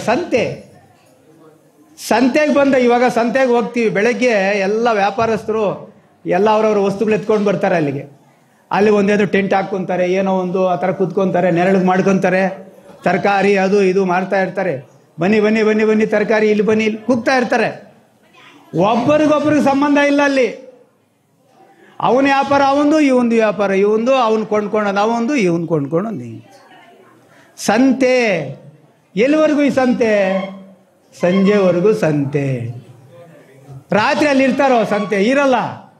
ಅವ್ರ ಗುಡಾರಗಳೆಲ್ಲ ಎತ್ಕೊಂಡು, ಅವರ ಮಕ್ರಿಗಿಕ್ಳೆಲ್ಲ ಎತ್ಕೊಂಡು ತರಕಾರಿ ಮಿಕ್ಕಿರೋದೆಲ್ಲ ಅಲ್ಲಿ ಬೇಕಾದ್ರೆ ಅವ್ರಂಗೆ ಕೊಟ್ಬಿಟ್ಟು ಬಿಸಾಕ್ಬಿಟ್ಟು ಹೋಗ್ತಾ ಇರ್ತಾರೆ. ಆ ಥರ ಅಂತೆ ಇದು ನಮ್ಮ ಜೀವನ ಸಂಸಾರ. ಗಂಡ ಹೆಂಡತಿ ಮಕ್ಕಳು ಇವಾಗ ಒಂದು ಸಂತೆಯಲ್ಲಿ ಇದ್ದೀವಿ. ಈ ಸಂತೆಗಿರೋದಕ್ಕೂ ಒಂದು ಕಾರಣ ಸಂಬಂಧ ಇದೆ. ಏನೋ ಹಿಂದಿನ ಜನ್ಮದಲ್ಲಿ ಯಾವುದೋ ಒಂದು ಋಣ ಇರುವುದರಿಂದ ಈ ಜನ್ಮದಲ್ಲಿ ನಾವು ಈ ಕುಟುಂಬದಲ್ಲಿ ಹುಟ್ಟಿದ್ದೀವಿ. ತಾತಯ್ಯನವರು ಹೇಳ್ತಾರೆ, ಸತಿ ಸುತಾದುಲು, ಸತಿ ಸುತುಲು, ಬಂಧು ಮಿತ್ರುಲು, ಅಂದರು ಋಣಸ್ಥುಲು ಅಂತಾರೆ. ಸತಿ ಸುತುಲು ಗಂಡ ಹೆಂಡತಿ ಮಕ್ಕಳು ಒಂದು ಸಂಸಾರದಲ್ಲಿ ಇರುವಂಥದ್ದು. ನಾವು ಹುಟ್ಟಿರುವುದು ಋಣ ತೀರಿಸುವುದಕ್ಕೆ. ಇಂದಿನ ಜನ್ಮದಲ್ಲಿ ಯಾವುದೋ ಪಾಪದ ಕರ್ಮದ ಪಾಪದ ಫಲ ನಾವು ಬ್ಯಾಲೆನ್ಸ್ ಇರ್ತೀವಂತೆ, ಅವ್ರಿಗೆ ತೀರಿಸ್ಬೇಕಾಗಿತ್ತಂತೆ. ಇವಾಗ ಈ ಜನ್ಮ ಎತ್ಬಿಟ್ಟು ಅವ್ರಿಗೆ ತೀರಿಸ್ತಾ ಇರ್ತೀವಿ, ಕೆಲಸಕ್ಕೆ ಹೋಗ್ತಾ ಇರ್ತೀವಿ. ಇಂತಹ ರೀತಿಯ ಸಂಸಾರದಲ್ಲಿ ನಾವಿದ್ದೀವಿ. ಇದನ್ನು ನಾವು ಮನಸ್ಸಿನಲ್ಲಿ ಯಾವಾಗಲೂ ತಾತಯ್ಯನವರು ಹೇಳೋದು, ಈ ರೀತಿಯಲ್ಲಿ ನೀನು ಯೋಚನೆ ಮಾಡ್ತಾ ಇರಬೇಕು. ಅಂಟಕ್ಕೆ ಇರಬೇಕು. ನೀನು ಏನಾದರೂ ಇದೇ ಶಾಶ್ವತ ಅಂತ ಅಂಟ್ಕೊಂಡ್ರೆ ಮತ್ತೆ ಕರ್ಮ ಕಟ್ಕೊತಾ ಹೋಗ್ತೀಯ. ಮುಂದಿನ ಜನ್ಮಕ್ಕೆ ಪರಕ್ಕೆ ನಿನಗೆ ದಾರಿ ಸಿಗಲ್ಲ. ಎಚ್ಚರಿಕೆ ಓ ಮನಸ ಎರುಕ ಮರಿಚೇವು, ಎಚ್ಚರಿಕೆ ಓ ಮನಸ ಎರುಕ ಮರಿಚೇವು. ಅಂದರೆ ಯಾವುದೇ ಕಾರಣಕ್ಕೂ ನಮ್ಮ ಮನಸ್ಸಿನಲ್ಲಿ ಆ ಕಡೆ ಭಗವಂತನ ಕಡೆಗೆ ಧ್ಯಾನ ಇರಬೇಕೇ ಹೊರತು ಏನೋ ಒಂದು ನಾಟಕ ನಡೀತಾ ಇರ್ತದೆ ಸಂಸಾರದಲ್ಲಿ. ತಾಪಗಳು ಕೋಪಗಳು ಇವೆಲ್ಲ ಬರ್ತಾ ಇರ್ತವೆ, ಕ್ಷಣ ಮಾತ್ರ ಅವು ಶಾಶ್ವತವಾಗಿರಲ್ಲ, ಇರಬಾರ್ದು ಹೀಗೆ ಹೇಳ್ತಾರೆ. ಆದ್ದರಿಂದ ತಾತಯ್ಯನವರು ಇನ್ನೊಂದು ಮಾತು ಹೇಳ್ತಾರೆ, ಈ ಕುಟುಂಬದಲ್ಲಿ ಹೇಗಿರಬೇಕು ಅಂತಂದ್ರೆ, ಹೇಗಿರಬೇಕು ಅಂಟಿ ಹಂಟಕ ಉಂಡವೇ ಮನಸ್ಸ ಅಂತ ಹೇಗೆ ಹೇಳಿದ್ರು ಅಂತಂದ್ರೆ, ಹೇಗಿರಬೇಕು ಅಂದ್ರೆ ನಮ್ಮ ಕರ್ಮದ ಫಲದಿಂದ ಇಲ್ಲಿ ಬಂದಿದ್ದೀವಿ. ಒಬ್ಬ ಮೂಗಿವಾಡು, ಒಬ್ಬ ಕಣ್ಣು ಲೇನಿವಾಡು, ಒಬ್ಬ ಚೆವಿಟಿವಾಡು, 3 ಜನ ನಮ್ಮ. ಇನ್ನೊಂದ್ಸರಿ ಹೇಳೋಣ, ಕಣ್ಣಿಲ್ದೇ ಇರೋವನೊಬ್ಬನು, ಕಿವಿ ಕೇಳಿಸದೇ ಇರೋರೊಬ್ಬರು, ಮಾತಾಡಕ್ಕಾಗದೇ ಇರುವಂತವನು ಒಬ್ಬನು. 3 ಜನ ಸೇರಿದ್ರೆ ಒಂದು ಕುಟುಂಬದಲ್ಲಿ ಇದ್ರೆ ಏನಾದರೂ ಗಲಾಟೆ ಇರುತ್ತಾ? ಆಗಿರ್ಬೇಕು ಅಂತ ಹೇಳ್ತಾರೆ. మూగివాడు చెవిటివాడు దృష్టి లేనివాడు ముగ్గురు ఇంటిలో ఉంటే వాదము లేదు. ವಾದము లేని ಕುಟುಂಬము ವೈಕುಂಠಪುರಮು. ಈಗ ನಮ್ಮ ಕುಟುಂಬಗಳು ವೈಕುಂಠಪುರ ಆಗಬೇಕು ಅಂತಂದ್ರೆ ಇದೇ ಸೂತ್ರ ಹೇಳಿದ್ದವರು, ಸರಳವಾದ ಸೂತ್ರ. ಇದು ಇನ್ನೂ ಸರಳವಾಗಿ ಹೇಳಬೇಕು ಅಂತಂದ್ರೆ, ನಮ್ಮ ಒಂದು ಮನೆಗಳಲ್ಲಿ ಕುಟುಂಬಗಳಲ್ಲಿ ಗಂಡ ಹೆಂಡತಿ ಕುಟುಂಬ ಎಲ್ಲ ಅಣ್ಣ ತಮ್ಮಂದರು ಎಲ್ಲ ಇರ್ತಾರೆ. ಈ ಸಂಸಾರದ ಬಾಧೆಗಳಲ್ಲಿ ಘರ್ಷಣೆಗಳಾಗ್ತಾ ಇರ್ತವೆ, ಕೋಪ ತಾಪಗಳಾಗ್ತಾ ಇರ್ತವೆ. ಆವಾಗ ನೋಡ್ದಂಗಿರಬೇಕು ಕಣ್ಣು, ಕಿವಿ ಕೇಳ್ದಂಗಿರಬೇಕು. ಕಣ್ಣು ನೋಡ್ದಂಗಿರಬೇಕು, ಒಂದೊಂದ್ಸರಿ ಕಿವಿ ಕೇಳ್ದಂಗಿರ್ಬೇಕು. ಕಣ್ಣಂತೂ ಕಾಣಿಸಲ್ಲ, ನೋಡ್ದಂಗಿರ್ತೀವಿ. ಕಿವಿ ಕೇಳ್ದಂಗಿರ್ತೀವಿ. ಆದರೆ ಮೂಗ ಹೆಂಗೆ, ಇದು ನಮ್ಮ ಕಂಟ್ರೋಲಿಗೆ ಬರಲ್ಲ. ಈ ಮಾತು ಅನ್ನುವಂಥದ್ದು ನಮ್ಮ ಮನೆಯನ್ನ ಕೆಡಿಸ್ತದೆ. ವಾದ ಅದರಿಂದ ತಾತಯ್ಯನವರು ಹೇಳ್ತಾರೆ, ಕೆಲವು ಸಂದರ್ಭದಲ್ಲಿ ನೀನು ಮೂಕನಾಗಿರಬೇಕು. ಈ 3 ಪಾತ್ರಗಳನ್ನ ಸಂಸಾರದಲ್ಲಿ ನಾವು ಅರ್ಥ ಮಾಡ್ಕೊಂಡ್ಬಿಟ್ರೆ ಯಾವುದೇ ವಾದಗಳು ಇರುವುದಿಲ್ಲ. ಮೂಗಿವಾಡು ಹೇಳ್ರಮ್ಮ, ಚೆವಟಿವಾಡು ಮತ್ತು ದುಷ್ಟಿಲೇನಿವಾಡು. ಈ 3 ಜನ ಒಂದು ಕುಟುಂಬದಲ್ಲಿದ್ದರೆ ಯಾವುದು ತಂಟೆ ತಕರಾರು ಇರಲ್ಲ. ಯಾಕೆಂದ್ರೆ ಇವ್ನು ನೋಡೋಕ್ಕಾಗಲ್ಲ. ಇವನು ಯಾರೋ ಒಬ್ಬನ ಕೇಳಿರ್ತಾನೆ, ಕೇಳೋದಕ್ಕೆ ಇವನಿಗೆ ಹೇಳಿದ್ರೆ ಇನ್ನೊಬ್ಬನಿಗೆ ಮಾತು ಬರಲ್ಲ, ಅವನು ಹೇಳೋಕ್ಕಾಗಲ್ಲ ಇನ್ನೊಬ್ಬನಿಗೆ. ಈ ಗುಟ್ಟನ್ನು ತಾತಯ್ಯನವರು ಹೇಳ್ತಾರೆ. ವಾದಲೇನಿ ಕುಟುಂಬಂ ವೈಕುಂಠಪುರಮು ಅಂತೇಳಿ ತಾತಯ್ಯನವರು ಆಜ್ಞೆ ಮಾಡ್ತಾರೆ. ಸದ್ಗುರು ತಾತಯ್ಯಗಾರಿ ಪಾದ ಪದ್ಮಗಳ ಗತಿ ಗೋವಿಂದ. ಯಾಕೆ ಅಂದರೆ ಇಹ ಪರ, ಪರಕ್ಕೆ ಹೋಗ್ಬೇಕು ಅಂದರೆ ಇಹದ ಮುಖಾಂತರನೇ ಹೋಗ್ಬೇಕು. ಆದ್ದರಿಂದ ಇಹದಲ್ಲಿ ನಾವು ಹೇಗೆ ಬದುಕಬೇಕು ಅದನ್ನು ತಾತಯ್ಯನವರು ಭಾಳ ಸರಳವಾಗಿ ಹೇಳ್ತಾರೆ. ಆಮೇಲೆ ಇಂಟಿಕಿ ದೀಪಮು ಇಲ್ಲಾಲು ಅಂತಾರೆ. ಇಲ್ಲಾಲು ಅಂತಾರೆ ಅಂದರೆ ಮನೆಯ ಯಜಮಾನಿ, ಮನೆಯ ಹೆಣ್ಮಕ್ಳು. ಇಂಟಿಕಿ ದೀಪಮು ಇಲ್ಲಾಲು, ದೀಪಮು ಅಂತಾರೆ. ಆಡದಾನಿವಲ್ಲ ಅಂದುರು ಚುಟ್ಟಾಲು ಅಂತಾರೆ. ఆడది లేకపోతే ఎవరు లేదురా అంటారే. పతివ్రతరాలైతే ప్రతిలేని రత్నమురు ನಾದ ಬ್ರಹ್ಮಾನಂದ ನಾರಾಯಣ ಕವಿ. ಕುಟುಂಬಕ್ಕೆ ಇನ್ನೊಂದು ಪಾತ್ರ ಬಹಳ ಮುಖ್ಯವಾದಂಥದ್ದು. ಗಂಡಸಾದಂಥವನು ದುಡ್ಕೊಂಡು ಬರ್ತಾನೆ, ಏನೋ ಆಗ್ತಾ ಇರ್ತದೆ, ವ್ಯವಹಾರಗಳಲ್ಲಿರ್ತಾನೆ. ಆದರೆ ಮನೆಯಲ್ಲಿರುವಂಥ ಹೆಣ್ಮಗು ಪತಿವ್ರತರಾಲ ಬಗ್ಗೆ ಹೇಳ್ತಾ ಇರೋದ್ರಿ ಇಲ್ಲಿ. ಪ್ರತಿಲೇನಿ ರತ್ನಮು ಅಂತಾರೆ. ರತ್ನಕ್ಕೆ ವ್ಯಾಲ್ಯೂ ಕಟ್ಟಕ್ಕಾಗಲ್ಲ. ಹಾಗೆ ಪತಿವ್ರತರಾಲು ಹೇಗಿರಬೇಕು ಅಂತಂದರೆ ಆ ಮನೆಯ ಕುಟುಂಬವನ್ನೆಲ್ಲ ಸಂಭಾಳಿಸ್ತಾಳೆ. ತಾಳ್ಮೆ ಇರಬೇಕು, ಸಹನೆ ಇರಬೇಕು. ಎಷ್ಟು ತಾಳ್ಮೆ ಅಂತಂದರೆ ಭೂತಾಯಿಗೆ ಹೋಲಿಸ್ತಾರೆ.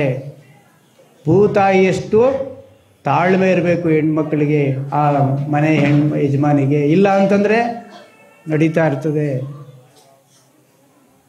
ಅಂದರೂ ಸುಟ್ಟಾಲು. ಯಾಕೆ ಅಂತಂದರೆ ಯಾವ ಹೆಣ್ಮಕ್ಳು ನೋಡಿ ಎಲ್ಲ ಬಂಧುಗಳೆಲ್ಲನೂ ಆವಾಗೆ ಜಾಸ್ತಿ ಆಗೋದು. ಗಂಡಸರಿಗೆ ಬಂಧುಗಳಿರಲ್ಲ, ಅವರಿದ್ದರೂ ಕೂಡ ಜಾಸ್ತಿನ ಇರಲ್ಲ.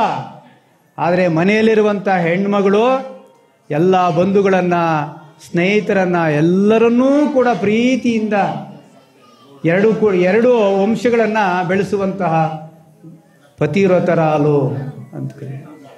ಆಡದಿವಲ್ಲ ಅಂದರು ಚುಟ್ಟಾಲು. ಬಂಧುಗಳು ಜಾಸ್ತಿ ಇದ್ದಾರೆ ಅಂತಂದರೆ ಅದು ಬಂಧುಗಳದಲ್ಲ ವಿಶೇಷತೆ, ಆ ಬಂಧುಗಳದಲ್ಲ. ಆ ಬಂಧುಗಳನ್ನೆಲ್ಲ ಹಿಡ್ಕೊತಾಳೆ, ಎಲ್ಲರನ್ನೂ ಹಿಡ್ಕೊಂಡು. ಒಬ್ಬರು ಬೇರೆ ರೀತಿ ಇರ್ತಾರೆ, ಅವರವರು ಬೇರೆ ಬೇರೆ ಮನಸ್ಥಿತಿಯಲ್ಲಿ ಇರ್ತಾರೆ, ಆದರೆ ಎಲ್ಲರನ್ನೂ ಕೂಡ ಒಣಗೂಡಿಸ್ತಾರೆ. ಸದ್ಗುರು ತಾತಯ್ಯನವರ ಈ ಕೈಂಕರ್ಯದಲ್ಲಿ ಪೂಜ್ಯ ಧರ್ಮಾಧಿಕಾರಿಗಳ ಬಲಗೈಯಾಗಿ ನಿಂತಿರುವಂಥ ನಮ್ಮ ಪೂಜ್ಯ ಜಯಕುಮಾರಮ್ಮನವರು ಈ ಸಂದರ್ಭದಲ್ಲಿ ನೆನೆಸ್ಕೋಬೇಕು. ಎಷ್ಟು ಜನ ಅವರಿಗೆ ನೆಂಟರು.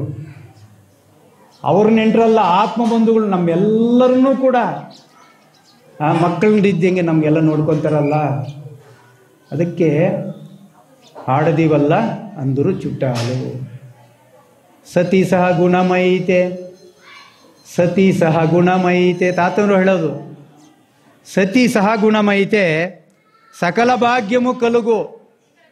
ಸತಿಹೀನ ಜಾತೈತೆ ಪತಿಕಿ ವ್ಯಾಧಿ.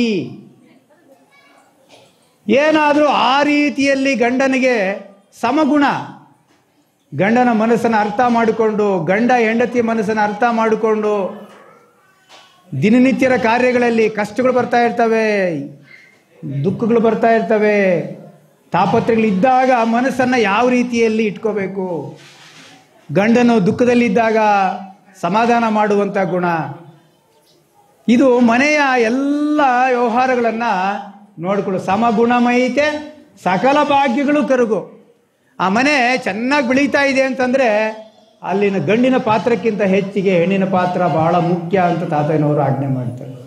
ಸತಿ ಸಹ ಗುಣಮೈತೆ ಸಕಲ ಭಾಗ್ಯಮು ಕಲುಗು. ಸತಿಹೀನ ಜಾತೈತೆ ಪತಿಕಿ ವ್ಯಾಧಿ ಅಂತ. ವ್ಯಾಧಿ ಆ ಮನೆಯೆಲ್ಲ ಕೂಡ ಕೆಟ್ಟೋಗ್ತದೆ. ಇನ್ನು ಮನೆಯ ವಂಶೋದ್ಧಾರಕ ಪುತ್ರುಡು ಹೇಗಿರಬೇಕು ಅಂತಲೇ ಹೇಳ್ತಾರೆ. ಇವಾಗ ನಾವೆಲ್ಲ ಮಕ್ಕಳ ಕುಟುಂಬ, ಪ್ರತಿಯೊಬ್ಬರು ಮಕ್ಕಳಿಗೆ ಸಾಕ್ತಾ ಇದ್ದೀವಿ. ಆ ಮಕ್ಕಳ ಬಗ್ಗೆ ಹೇಳ್ತಾರೆ ತಾತಯ್ಯನವರು, ಪ್ರತಿಯೊಂದು ವಿಚಾರವನ್ನು ಹೇಳ್ತಾರೆ. పుత్రుడు తుంటైతే,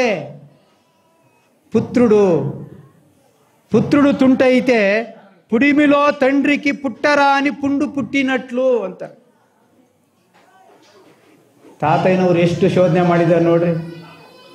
ಈಗ ನಮ್ಮ ಮನೆಗೆಲ್ಲ ಕೀರ್ತಿ ತರುವಂಥದ್ದು ಯಾರು? ಇವಾಗ ನಮ್ಮ ತಂದೆ ತಾಯಿಗಳು ನಮ್ಮನ್ನೇ ಸಾಕಿರ್ತಾರೆ. ಅವ್ರ ಹೆಸರು ಬರಬೇಕು ಅಂತಂದರೆ ನಾವು ಚೆನ್ನಾಗಿ ಬದುಕಬೇಕು. ನಮ್ಮ ಕುಟುಂಬ ಮತ್ತೆ ಮುಂದಕ್ಕೆ ಬರಬೇಕು ಅಂದರೆ ಮಕ್ಕಳು ಅದೇ ಇರಬೇಕು. ಈ ಥರ ಇವಾಗಿನ ಕಲಿಯುಗದಲ್ಲಿ, ಮೊಬೈಲ್ ಯುಗದಲ್ಲಿ ಎಲ್ಲ ಮನಸ್ಸುಗಳು ಕೆಟ್ಟೋಗುವಂಥ ಎಷ್ಟೋ ಸಂದರ್ಭಗಳಿದ್ದಾವೆ. ಆದ್ದರಿಂದ ಹೇಳ್ತಾರೆ, పుత్రుడు తుంటైతే పుడిమిలో తండ్రికి పుట్టరాను చోటు పుಂಡಿ పుట్టినట్లు ಅಂತಾರೆ. ಪುಂಡು, ಇವಾಗ ಎಲ್ಲೋ ಈ ಬೆನ್ನು ಹಿಂದ್ಗಡೆ ಎಲ್ಲೋ ಒಂದು ಹುಣ್ಣು ಬಂದ್ಬಿಟ್ರೆ ಮನುಷ್ಯನಿಗೆ, ಉದಾಹರಣೆ ನೋಡಿ ತಾತನವ್ರು ಹೆಂಗೆ ಹೇಳ್ತಾರೆ, ಇಲ್ಲಿ ಹುಣ್ಣು ಬಂದ್ಬಿಡ್ತದೆ. ಆ ಹುಣ್ಣು ಜೂ ಜೂ ಜೂ ಜೂ ಅಂತ ಇರ್ತದೆ. ಅದನ್ನ ಹಿಂಗೆ ಅಂದ್ಕೊಳಕ್ಕಾಗಲ್ಲ, ಇನ್ನೊಬ್ರು ಬೆಂಬಲ ಬೇಕು. ಅದು ದಿನೇ ದಿನೇ ದಿನೇ ಹುಣ್ಣು ಆಗ್ತಾ ಇರುತ್ತೆ. ಪುಟ್ಟರಾನು ಚೋಟು ಪುಂಡು ಪುಟ್ಟಿನಟ್ಲು.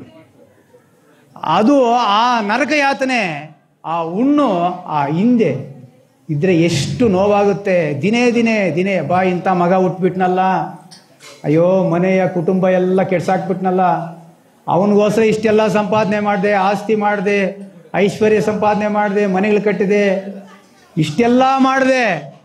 ಅವನು ಬುದ್ಧಿವಂತನ ಆಗದೇ ಇದ್ದರೆ, ಸಮಾಜದಲ್ಲಿ ಒಳ್ಳೆ ಹೆಸರು, ಒಳ್ಳೆಯ ಅವನ ಕರ್ತವ್ಯ ಮಾಡದೇ ಇದ್ದರೆ ಪುಂಡರಾನಿ ಪುಂಡು ಪುಟ್ಟಿನಟ್ಲು ಅಂತಾರೆ. ಅಷ್ಟೇ ಅಲ್ಲ, ಮುಂದೆ ಹೇಳ್ತಾರೆ, ಗುರುవులు ನಿಂದಿಂಚು ಗುಣಹೀನು ಶಿಷ್ಯಂಡು ಗಾರ್ಧಂಬೆ ಕಾಣಿ ಗನುಡು ಕಾಡು ಅಂತಾರೆ. ಈಗ ಗುರು ಇಲ್ಲದೇ ಇರುವಂತಹ ಶಿಷ್ಯನೇ ಇಲ್ಲ. ಪ್ರತಿಯೊಬ್ಬರಿಗೂ ಗುರು ಒಬ್ರು ಇದ್ದೇ ಇರ್ತಾರೆ. ಪಾಠ ಹೇಳ್ಕೊಟ್ಟು ಮೇಷ್ಟ್ರ್ ಆಗ್ಬೋದು, ಪ್ರೈಮರಿಯಿಂದ ಮೇಷ್ಟ್ರ್ ಆಗ್ಬೋದು, ಯಾವುದೋ ಮೇಷ್ಟ್ರು. ಮೇಷ್ಟ್ರೇ ಅಂತ ಹೇಳ್ಬೇಕಾಗಿಲ್ಲ. ಒಂದಕ್ಷರಂ ಕಲಿಸಿದಾತಂ ಗುರು ಅಂತಾರೆ ಸಂಸ್ಕೃತದಲ್ಲಿ. ಒಂದು ಅಕ್ಷರ ನಮ್ಗೆ ಯಾರಾದರೂ ಅಪ್ಪ ಒಳ್ಳೆ ಮಾರ್ಗದಲ್ಲಿ ಹೋಗಯ್ಯ ಅಂತ ಹೇಳಿದ್ರೆ, ಅವ್ರು ಯಾರನ್ನ ಆಗಿರಲಿ, ಅವರು ಯಾವ ಜಾತಿಯನ್ನಾಗಿರಲಿ, ಅವರು ಒಂದು ಮನುಷ್ಯರೇ ಅಂತಲ್ಲ, ಒಂದು ಇರುವೆ ಆಗಿರಲಿ, ಒಂದು ಪ್ರಾಣಿ ಆಗಿರಲಿ, ಅದು ಕೂಡ ನಮಗೆ ಗುರು ಸಮಾನ. ಗುರುವಿನ ಗುಣಂಬುಗಳು ಅಂದರೆ ಗುರುವಿಗೆ ನಾವು ಅಕೃತಜ್ಞತೆ ಇರಬೇಕು. ಏನು ಮಹಾ ಅವ್ರು ಹೇಳ್ಕೊಟ್ಟಿದ್ದು ನಾನೇ ಓದ್ಬಿಟ್ಟೆ, ಇದು ಅಹಂಕಾರ. ಅಹಂಕಾರ ವಿದ್ಯಾರ್ಥಿಗೆ ಪರಮಶತ್ರು ಅಂತಾರೆ. ವಿದ್ಯೆಗೆ ವಿನಯವೇ ಭೂಷಣ ಅಂತಾರೆ. ಆದ್ದರಿಂದ ಆ ವಿನಯ ಬರಬೇಕು ಅಂತಂದರೆ ಗುರುಗಳಿಗೆ ಸಾಷ್ಟಾಂಗ ಯಾವತ್ತೂ ಕೂಡ ಶರಣಾಗತಿ. ಅಪ್ಪ ನನಗೆ ಗೊತ್ತಿರಲಿಲ್ಲ, ತಿಳ್ಕೊಂಡೆ ಅಂತ ಹೇಳ್ತಾರೆ. ಆದ್ದರಿಂದ ಇನ್ನೊಂದು ಹೇಳ್ತಾರೆ, ಇದು ನಾವು ತಿಳ್ಕೋಬೇಕು. అన్నదమ్ముల లేవన అతిగాతుకుండొకడు కలహించి ಚಾಯನ ಕಲಿಮಿ చెడును ಅಂತಾರೆ. ಅನ್ನದಮ್ಮಲು ಅಣ್ಣ ತಮ್ಮಂದ್ರು ಹುಟ್ಟಿರ್ತೀವಿ, ಯಾವುದೇ ಕಾರಣಕ್ಕೂ ಅಣ್ಣ ತಮ್ಮಂದರಿಗೆ ಮೋಸ ಮಾಡಬಾರದು. ಆ ಮೋಸ ಮಾಡುವಂಥ ಒಬ್ಬನೇನಾದರೂ ಕುಟುಂಬದಲ್ಲಿ ಹುಟ್ಟುಬಿಟ್ರೆ ಆ ಕುಟುಂಬ ಎಲ್ಲ ನಾಶ ಆಗುತ್ತೆ. ಆ ಕುಟುಂಬ ಎಲ್ಲ ಕೆಟ್ಟ ಹೆಸರಿಗೆ ಬಂದುಬಿಡುತ್ತೆ. ನಮ್ಮ ಕಣ್ಣು ಮುಂದೆನೇ ಸುಮಾರು ಕುಟುಂಬ ನಾನು ನೋಡ್ತಾ ಇದ್ದೀನಿ. ಬೆಳೆದ್ರು ಅಣ್ಣ ತಮ್ಮಂದ್ರು, ಅಣ್ಣ ಹೇಳಿದ ಮಾತಿಗೆ ತಮ್ಮಂದ್ರು ಎಲ್ಲ ಕೂಡ ಒಳ್ಳೆ ಚೆನ್ನಾಗಿ ಬೆಳ್ಕೊಂಡು ಬಂದರು, ಕೋಟ್ಯಾಧೀಶರಾಗ್ಬಿಟ್ರು. ನನ್ನ ಕಣ್ಣು ಮುಂದೆನೆ ಯಾರೋ ಒಬ್ಬನು ಕಿಚ್ಚಿಟ್ಬಿಟ್ರು, ಏನಯ್ಯ ನಿಮ್ಮ ಅಣ್ಣ ಮಾತು ಕೇಳೋದು ನೀನು ಅಂತೇಳಿ. ಆಮೇಲೆ ಒಬ್ಬೊಬ್ರಿಗೂ ಅವ್ರಿಗೆ ಅಹಂಕಾರ ಬಂದ್ಬಿಟ್ಟಿದೆ. ಅಣ್ಣನ ಮಾತು ತಮ್ಮನ ಕೇಳಲ್ಲ, ತಮ್ಮನ ಮಾತು ಅಣ್ಣನ ಕೇಳಲ್ಲ. ಅದರಲ್ಲಿ ಹೆಂಗಸರು ಎಲ್ಲ ಸೇರ್ಕೊಂಡು ಆ ಕುಟುಂಬ ಎಲ್ಲ ನಾಶ ಆಗೋಯ್ತು. ನಮ್ಮ ಕಣ್ಣು ಮುಂದೆ ಇದೆ. ಇಂಥವು ಯಾವಾಗ ನೋಡ್ತಾ ಇರ್ತೀವಿ ನಾವು. ಏನಪ್ಪ ಇಷ್ಟು ಚೆನ್ನಾಗಿ ಬೆಳೆದಂಥ ಕುಟುಂಬ ನಾಶ ಆಗ್ಬಿಡ್ತಲ್ಲ ಅಂತ ಬರ್ತಾ ಇರ್ತೀವಿ. ಅನ್ನದಮ್ಮುಲುಲೋನ ಒಕ್ಕಡು ಏನಾದರೂ ಕೆಟ್ಟವನಾಗ್ಬಿಟ್ರೆ ಆ ಕುಟುಂಬ ನಾಶ ಆಗುತ್ತೆ ಅಂತೇಳಿ ಕೊನೆಗೆ ತಾತನವರು ಒಂದು ಮಾತು ಹೇಳ್ತಾರೆ, ಮೃತ್ಯುವಿಲ್ಲು. ಇಂಥವರ ಮನೆಗಳಲ್ಲಿ ಮೃತ್ಯು ಸೇರ್ಕೊಂತದೆ, ಅದು ಲಕ್ಷ್ಮಿ ಇರಲ್ಲ ಮನೆಯಲ್ಲಿ. ಈ ರೀತಿಯ ವರ್ಗದ ಯಾರ್ಯಾರು ಇರ್ತಾರೋ ಅವ್ರ ಮನೆಯಲ್ಲಿ ಕುಟುಂಬ ಬೆಳೆಯೋದಿಲ್ಲ ಅಂತೇಳಿ ಆಜ್ಞೆ ಮಾಡ್ತಾರೆ. ಸದ್ಗುರು ತಾತೈಗಾರಿಪಾದ ಪದ್ಮಗಳ ಗತಿ ಗೋವಿಂದ ಗೋವಿಂದ. ಆದ್ದರಿಂದ ಕುಟುಂಬದಲ್ಲಿದ್ದೀವಿ, ನಮಗೆಲ್ಲ ಆಸೆಗಳಿರ್ತವೆ. ತಾತನವರು ಒಂದು ಮಾತು ಹೇಳ್ತಾರೆ, ಆಸೆ ಇರಬೇಕು ಆದರೆ ಅತಿ ಆಸೆ ಬೇಡ ಅಂತಾರೆ. ಅತ್ಯಾಸೆ ವಿಡಿಚಿ ಅಂತಾರೆ. ಆಸೆ ಇರಬೇಕು ಬದುಕೋದಕ್ಕೆ, ಬೇಕೇ ಬೇಕು, ಮನೆ ಬೇಕು, ಎಲ್ಲ ಬೇಕು, ಆದರೆ ಅದಕ್ಕೆ ಅಂಟ್ಕೋಬೇಡ ಅಂತ ಹೇಳ್ತಾರೆ. ಕೋರಿಕೆಗಳನ್ನ ನಾವು ಬೇಕು ಬೇಕು ಅನ್ನುವಂಥ ಕೋರಿಕೆಗಳನ್ನ ನಿಲ್ಸಕ್ಕಾಗಲ್ಲ. ಆ ಕೋರಿಕೆಗಳು ಎಂಥವು ಅನ್ನೋದಕ್ಕೆ ಒಂದು ಪದ್ಯ ಹೇಳ್ತಾರೆ. వచ్చేది రాక మానదు రానిది రమ్మన్న రాదు కోరికలెల్లన్ మాయంబని మది తలుచు ನಡಿವಲೆ ನದಿ ನಾಲಮಂದು ನಾರಾಯಣ ಕವಿ ಅಂತಾರೆ. ಕೋರಿಕೆಗಳೇನಾದರೂ ನಾವು ಕೋರ್ತಾ ಇರ್ತೀವಿ, ಅದು ಬೇಕು ಇದು ಬೇಕು ಅಂತ ಬರಲ್ಲ ಅಂತೇವೋ. ಪೂರ್ವ ಜನ್ಮದಲ್ಲಿ ಏನು ಮಾಡಿದ್ದೀವೋ ಅದು ಮಾತ್ರ ಬರುತ್ತೆ. ಆದ್ದರಿಂದ ಈ ಅರಿವಿನಲ್ಲಿರಬೇಕು. ಮಾಯಂಬಂದು ತಿಳ್ಕೋ, ಅದು ಮಾಯೆ ಅಂತ ತಿಳ್ಕೋ. ನಾವು ಅಂದ್ಕೊಂತೀವಿ ನಾವು ಯಾವುದೋ ಒಂದು ಸಾಧನೆ ಮಾಡಿಬಿಟ್ರೆ ನಾನೇ ಮಾಡಿದೆ ಸಾಧನೆ. ಅಲ್ಲ, ಭಗವಂತನ ಕೃಪೆ ಆಯಿತು, ನೀನು ಮಾಡಿದೆ, ಅದು ಸಾಧನೆ ಮಾಡಿತು ಅಂತ ಹೇಳ್ತಾರೆ. ಅಂತಹ ಸದ್ಗುರು ತಾತಯ್ಯನವರು ಹೇಳ್ತಾರೆ, ಇಂತಹ ಸಂಸಾರದಲ್ಲಿದ್ದು ದಾನ ಧರ್ಮವನ್ನು ಮಾಡ್ತಾ ಸದ್ಗುರು ತಾತಯ್ಯನವರಿಗೆ ಈ ಸಂಸಾರದಲ್ಲಿದ್ದು ಅಂಟದಿರ ದಾನ ಧರ್ಮಗಳನ್ನು ಮಾಡ್ತಾ ಪುಣ್ಯವನ್ನು ಗಳಿಸ್ಕೊಂಡು ಇದನ್ನು ದಾಟ್ಕೊಂಡು ಹೋಗು ಅಂತ ಹೇಳ್ತಾರೆ. ಆದ್ದರಿಂದ ಮನೆಗೆ ಬಂದಂಥವ್ರನ್ನ ಅತಿಥಿಗಳನ್ನು ಪ್ರೀತಿಯಿಂದ ನೋಡು, ದಾನ ಧರ್ಮ ಮಾಡು. ದಾನ ಧರ್ಮವಲ್ಲ ಸ್ವರ್ಗಮು ತನ್ನು ದೆಲಿಸಿತೆ ಮೋಕ್ಷಮು ತನ್ನು ದೆಲಿಪಿನ ಗುರುಡು ದೈವಮು ಅಮರ ಶ್ರೀನಾರಾಯಣ ಅಂತಾರೆ. ದಾನ ಧರ್ಮವಲ್ಲ ಸ್ವರ್ಗಮು ಅಂತಾರೆ. ಯಾರನ್ನ ಮನೆಗೆ ಬರ್ತಾರೆ, ಹಸಿವಿಟ್ಕೊಂಡವ್ನು ಬರ್ತಾನೆ, ಅವ್ರಿಗೆ ಅನ್ನ ಕೊಡ್ಬೇಕು ನಾವು. ಗೃಹಸ್ಥರ ಧರ್ಮ ಇದು. ಸದ್ಗುರು ತಾತನವ್ರು ಹೇಳಿ, ಕೋಟೀಶ್ವರುಂಡೈನ ಕಾಟಿಗೆ ಪೋವಲೆ ಅಂತಾರೆ. ನೀನು ಎಷ್ಟೇ ಸಂಪಾದನೆ ಮಾಡು, ನೀನು ಸ್ಮಶಾನಕ್ಕೆ ಹೋಗಲೇಬೇಕು, ಒಂದು ದಿವಸ ಸಾವು ಬಂದೇ ಬರುತ್ತೆ. ಕೋಟೀಶ್ವರುಂಡೈನನು ಕಾಟಿಗೆ ಪೋವಲೆ ಅರ್ಧ ಭಾಗಮು ದಾನಮಿವರಾದ ಮುಚ್ಚುಲು ಪಾಲಯ ವಚುನಾಥನ ವೆಂಟನಾದ ಬ್ರಹ್ಮಾನಂದ ನಾರಾಯಣ ಕವಿ. ಅಮ್ಮ ಇದೊಂದು ತಿಳ್ಕೊಂಬಿಟ್ಟು, ಕೋಟೀಶ್ವರುಂಡೈನ ಸಾವು ಗ್ಯಾರಂಟಿ ಬರುತ್ತೆ. ನಿನಗೆ ಪೂರ್ವ ಜನ್ಮದಲ್ಲಿ ಯಾವುದೋ ಒಂದು ಪುಣ್ಯದಿಂದ ನೀನು ಇವಾಗ ಕಷ್ಟಪಡ್ತಾ ಇರೋದ್ರಿಂದ ನನ್ನ ಕಷ್ಟದಿಂದ ನಾನು ಬಂದಿದೆ ಅಂದ್ಕೊತಾ ಇದೆಯಾ. ನಿನ್ನ ಕಷ್ಟದಿಂದ ಅಲ್ಲ, ಅದು ಪುಣ್ಯದಿಂದ ಬಂದಿದೆ. ಆ ಸಂಪತ್ತನ್ನು ದಾನ ಧರ್ಮಗಳಲ್ಲಿ ಮಾಡು. ಈ ಕರ್ಮಗಳೆಲ್ಲ ಕಳ್ಕೋಬೇಕು ಅಂದರೆ, ಪರಕ್ಕೆ ದಾರಿ ಆಗಬೇಕು ಅಂತಂದರೆ, ವೈಕುಂಠಪುರಕ್ಕೆ ಹೋಗಬೇಕು ಅಂತಂದರೆ ಸ್ವಲ್ಪ ದಾನ ಧರ್ಮ ಮಾಡು. ಯಾವುದು ದಾನ ಧರ್ಮ? ಯಾವುದು?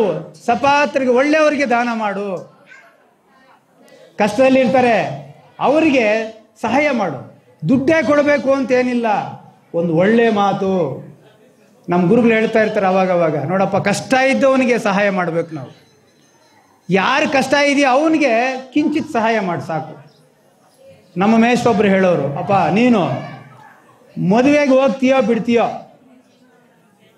ಮದುವೆಗೆ ಹೋಗ್ಬೇಕು ಬೇಡ ಅಂತ ಹೇಳ್ತಾ ಇಲ್ಲ, ಆಕಸ್ಮಿಕವಾಗಿ ಮದುವೆ ಆಗ್ಲಿಲ್ವಾ ಬಿಟ್ಬಿಡು, ಆದರೆ ಸಾವುಗಂತೂ ಹೋಗು ಅಂತೇಳು. ಸಾವಿಗೆ ಯಾಕೆ ಸಾರ್ ಅಂತ ಕೇಳಿದೆ ನಾನು. ಯಾಕೆ ಅಂದರೆ ಅವ್ನು ದುಃಖದಲ್ಲಿ ಇರ್ತಾನಪ್ಪ. ನೀನು ಹೋದರೆ ಅವನಿಗೆಷ್ಟೋ ಧೈರ್ಯ, ನೀನು ದುಡ್ಡು ಕೊಡೋಷ್ಟಿಲ್ಲ, ನೀನು ಪಕ್ಕದಲ್ಲಿ ನಿಂತ್ಕೋ ಸಾಕು. ನಮ್ಮ ಸ್ನೇಹಿತ ಬಂದಿದ್ದಾನೆ, ಅಯ್ಯೋ ನಮ್ಮ ಗುರುಗಳು ಬಂದಿದ್ದಾರೆ, ಎಷ್ಟು ಧೈರ್ಯ ಬರ್ತದೆ. ಕಷ್ಟದಲ್ಲಿ ಇರ್ತಾನೆ, ಆ ಪಕ್ಕದಲ್ಲಿ ನಿಂತ್ಕೊಂಡು ಯಾಕಯ್ಯ ಯೋಚನೆ ಮಾಡಿ ನಾನು ಇದ್ದೀನಿ ಅನ್ನೋ. ನೀನಲ್ಲ ಇರೋದು, ಭಗವಂತ ನೋಡ್ಕೊತಾನೆ. ಆ ಧೈರ್ಯವನ್ನು ಕೊಡು. ಕಷ್ಟದಲ್ಲಿರೋವನಿಗೆ ಸಹಾಯ ಮಾಡಬೇಕು, ಹಸಿದವನಿಗೆ ಊಟ ಕೊಡಬೇಕು. ನಾವು ಮದುವೆ ಮನೆಗಳಲ್ಲಿ ನಮ್ಮ ಸ್ನೇಹಿತರಿಗೆ ಇನ್ನೊಂದು ಬಡಿಸ್ಕೊಳ್ರಿ, ಒಬ್ಬಟ್ಟು ಬಡಿಸ್ಕೊಳ್ರಿ, ನೋ ಇನ್ನೊಂದು ಬಡಿಸ್ಕೊಳ ಅಂತ ಬಲವಂತ ಮಾಡಿ ಊಟ ಬಡಿಸ್ತಾ ಇರ್ತೀವಿ. ಇಲ್ಲಪ್ಪ ನಾನು ಆ ಮದುವೆಯಲ್ಲಿ ತಿಂದು ಬಂದಿದ್ದೀನಿ, ಈ ಸಾಕು ಅಂತ. ಇಲ್ಲಪ್ಪ ನನಗೋಸ್ಕರ ಬಡಿಸ್ಕೊ ಅಂತೀವಿ. ಹೊಟ್ಟೆ ತುಂಬಿರೋರಿಗೆ ನಾವು ಎಷ್ಟು ಕೊಟ್ಟರೆ ಏನು ಪ್ರಯೋಜನ? ಅದೇ ಆ ಚೌಲ್ಟ್ರಿ ಹೊರಭಾಗದಲ್ಲಿ ಊಟ ಇಲ್ಲ ಅಂತ ಕಾಯ್ತಾ ಇರ್ತಾರೆ, ಅಯ್ಯೋ ಇಷ್ಟು ಕೊಡ್ರಪ್ಪ ಅಂತ, ಅವ್ರನ್ನ ತಳ್ಳಾಕ್ತೀವಿ. ಇದು ಯಾವ ನ್ಯಾಯ? ಅನುರೇಣು ತೃಣಕಾಷ್ಟಗಳಲ್ಲಿ ಭಗವಂತನಿದ್ದಾನೆ ಅಂತ ತಿಳ್ಕೊಂಡು ಆದಮೇಲೆ ಅದರಲ್ಲೂ ಜೀವ ಇದೆಯಲ್ಲ, ಅದನ್ನ ತಾತಯ್ಯನವರು ಹೇಳ್ತಾರೆ, ಅವ್ರಿಗೆ ಸಹಾಯ ಮಾಡು ಅಂಥವ್ರಿಗೆ, ಕಷ್ಟದಲ್ಲಿರೋರಿಗೆ.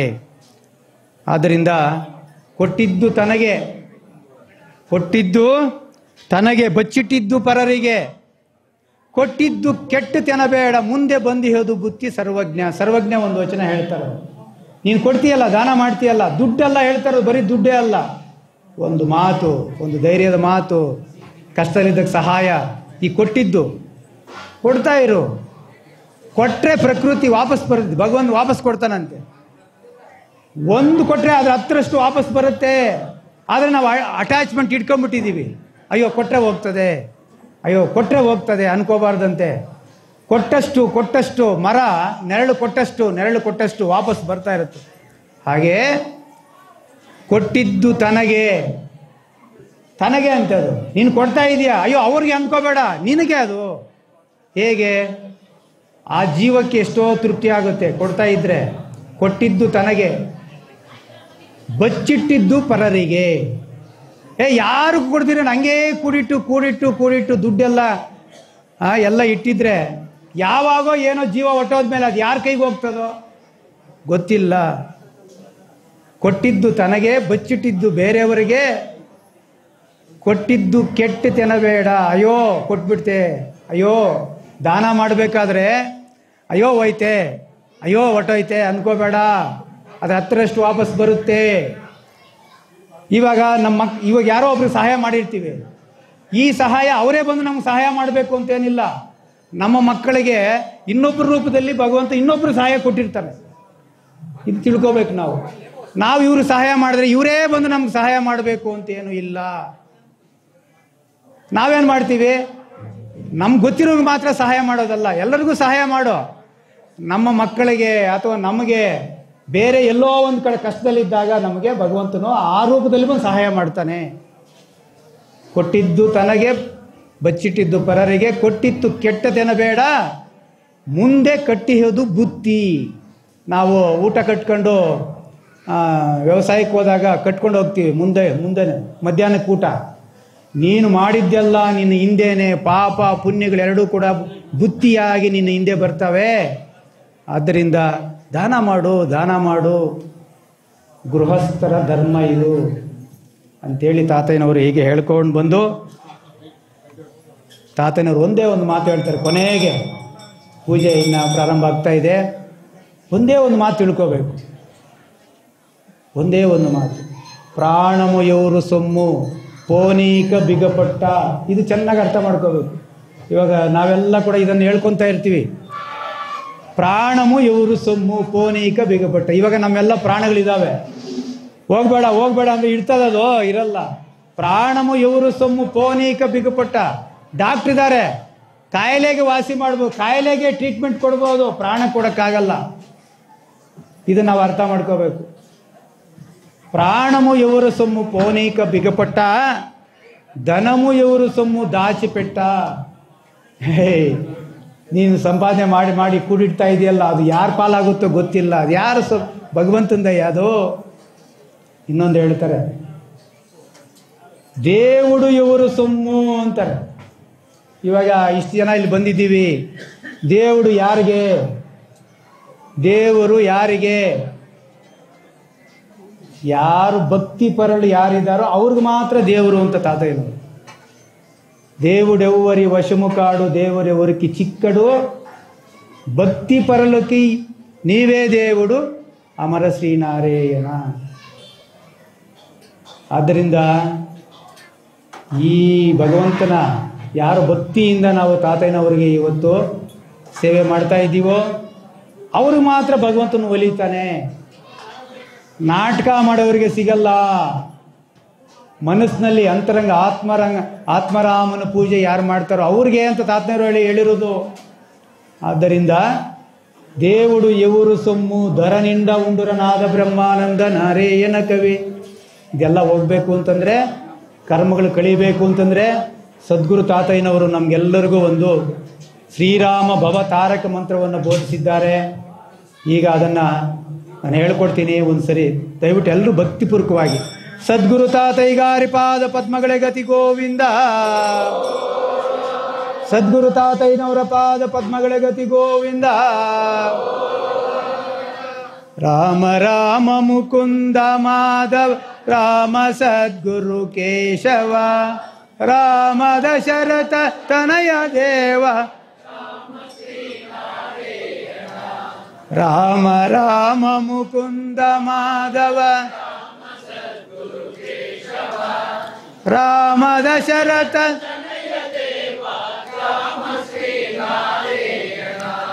ರಾಮ ರಾಮ ಮುಕುಂದ ಮಾಧವ ರಾಮ ಸದ್ಗುರು ಕೇಶವ ರಾಮ ದಶರಥ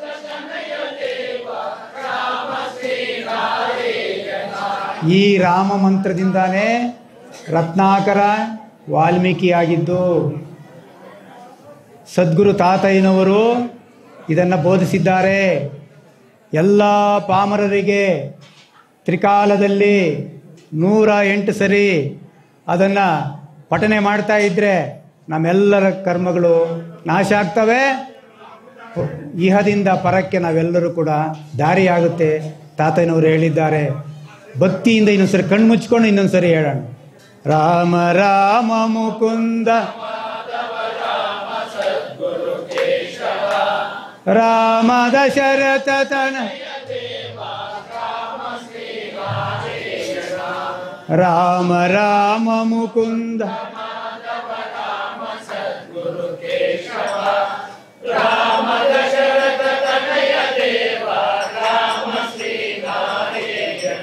ಸದ್ಗುರು ತಾತೈಗಾರಿ ಪಾದ ಪದ್ಮಗಳೇ ಗತಿ ಗೋವಿಂದ. ನೀವೆಲ್ಲರೂ ಸದ್ಗುರು ತಾತಯ್ಯನವರ ಕೃಪಾ ಆಶೀರ್ವಾದಕ್ಕೆ ಪಾತ್ರರಾಗಿದ್ದೀರಿ. ಈ ವಾಲ್ಮೀಕಿ ಈ ಜಯಂತಿ ದಿವಸ ತಾತಯ್ಯನವರ ಈ ಹುಣ್ಣಿಮೆ ಕಾರ್ಯಕ್ರಮದಲ್ಲಿ ನಮಗೆ ಅವಕಾಶ ಮಾಡಿಕೊಟ್ಟಂಥ ಸದ್ಗುರು ತಾತಯ್ಯನವರ ದಾಸಾನುದಾಸರಾಗಿರುವಂಥ ಪೂಜ್ಯ ಧರ್ಮಾಧಿಕಾರಿಗಳ ಪಾದಪದ್ಮಗಳಿಗೆ ದಂಪತಿಗಳಿಗೆ ನಮಸ್ಕರಿಸುತ್ತಾ, ನಮಗೆ ಹೆಜ್ಜೆ ಹೆಜ್ಜೆಗೂ ಮಾರ್ಗದರ್ಶನ ನೀಡ್ತಾ ಇರುವಂಥ ನಮ್ಮ ಗುರುಗಳಾಗಿರುವಂಥ ಬಾಲಕೃಷ್ಣ ಭಾಗವತರ ಪಾದಗಳಿಗೆ ನಮಸ್ಕರಿಸ್ತಾ, ಇಲ್ಲಿ ಹಲವಾರು ನಮ್ಮ ಎಲ್ಲ ಆತ್ಮಬಂಧುಗಳಿದ್ದೀರಿ. ನಮ್ಮ ಎಲ್ಲ ಇಲ್ಲಿ ಸೇವಾಕರ್ತರಾಗ್ಬೋದು, ಇಲ್ಲಿ ಸೇವೆ ಸಲ್ಲಿಸ್ತಾ ಇರುವಂಥ ತಾತಯ್ಯನವರಿಗೆ ಪ್ರತಿದಿನ ಸೇವೆ ಸಲ್ಲಿಸ್ತಾ ಇರುವಂಥ ಎಲ್ಲ ಸೇವಕರು ಎಲ್ಲರಿಗೂ ಕೂಡ ಭಕ್ತಾದಿಗಳು ತಮ್ಮೆಲ್ಲರ ಪಾದಪದ್ಮಗಳಿಗೆ ನಮಸ್ಕರಿಸ್ತಾ ನನ್ನ ಮಾತನ್ನು ಮುಗಿಸ್ತಾ ಇದ್ದೀನಿ. ಈ ಅವಕಾಶ ಮಾಡಿಕೊಟ್ಟಂಥ ಎಲ್ಲರಿಗೂ ಮತ್ತೊಮ್ಮೆ ನಮಸ್ಕರಿಸ್ತಾ ನಾನು ತಾತಯ್ಯನವರ ಪಾದಪದ್ಮಗಳಿಗೆ ನಮಿಸಿ ನಾನು ಮಾತನ್ನು ಮುಗಿಸ್ತೇನೆ. ಸದ್ಗುರು ತಾತಯ್ಯಗಾರಿ ಪಾದ ಪದ್ಮಗಳ ಗತಿ ಗೋವಿಂದ.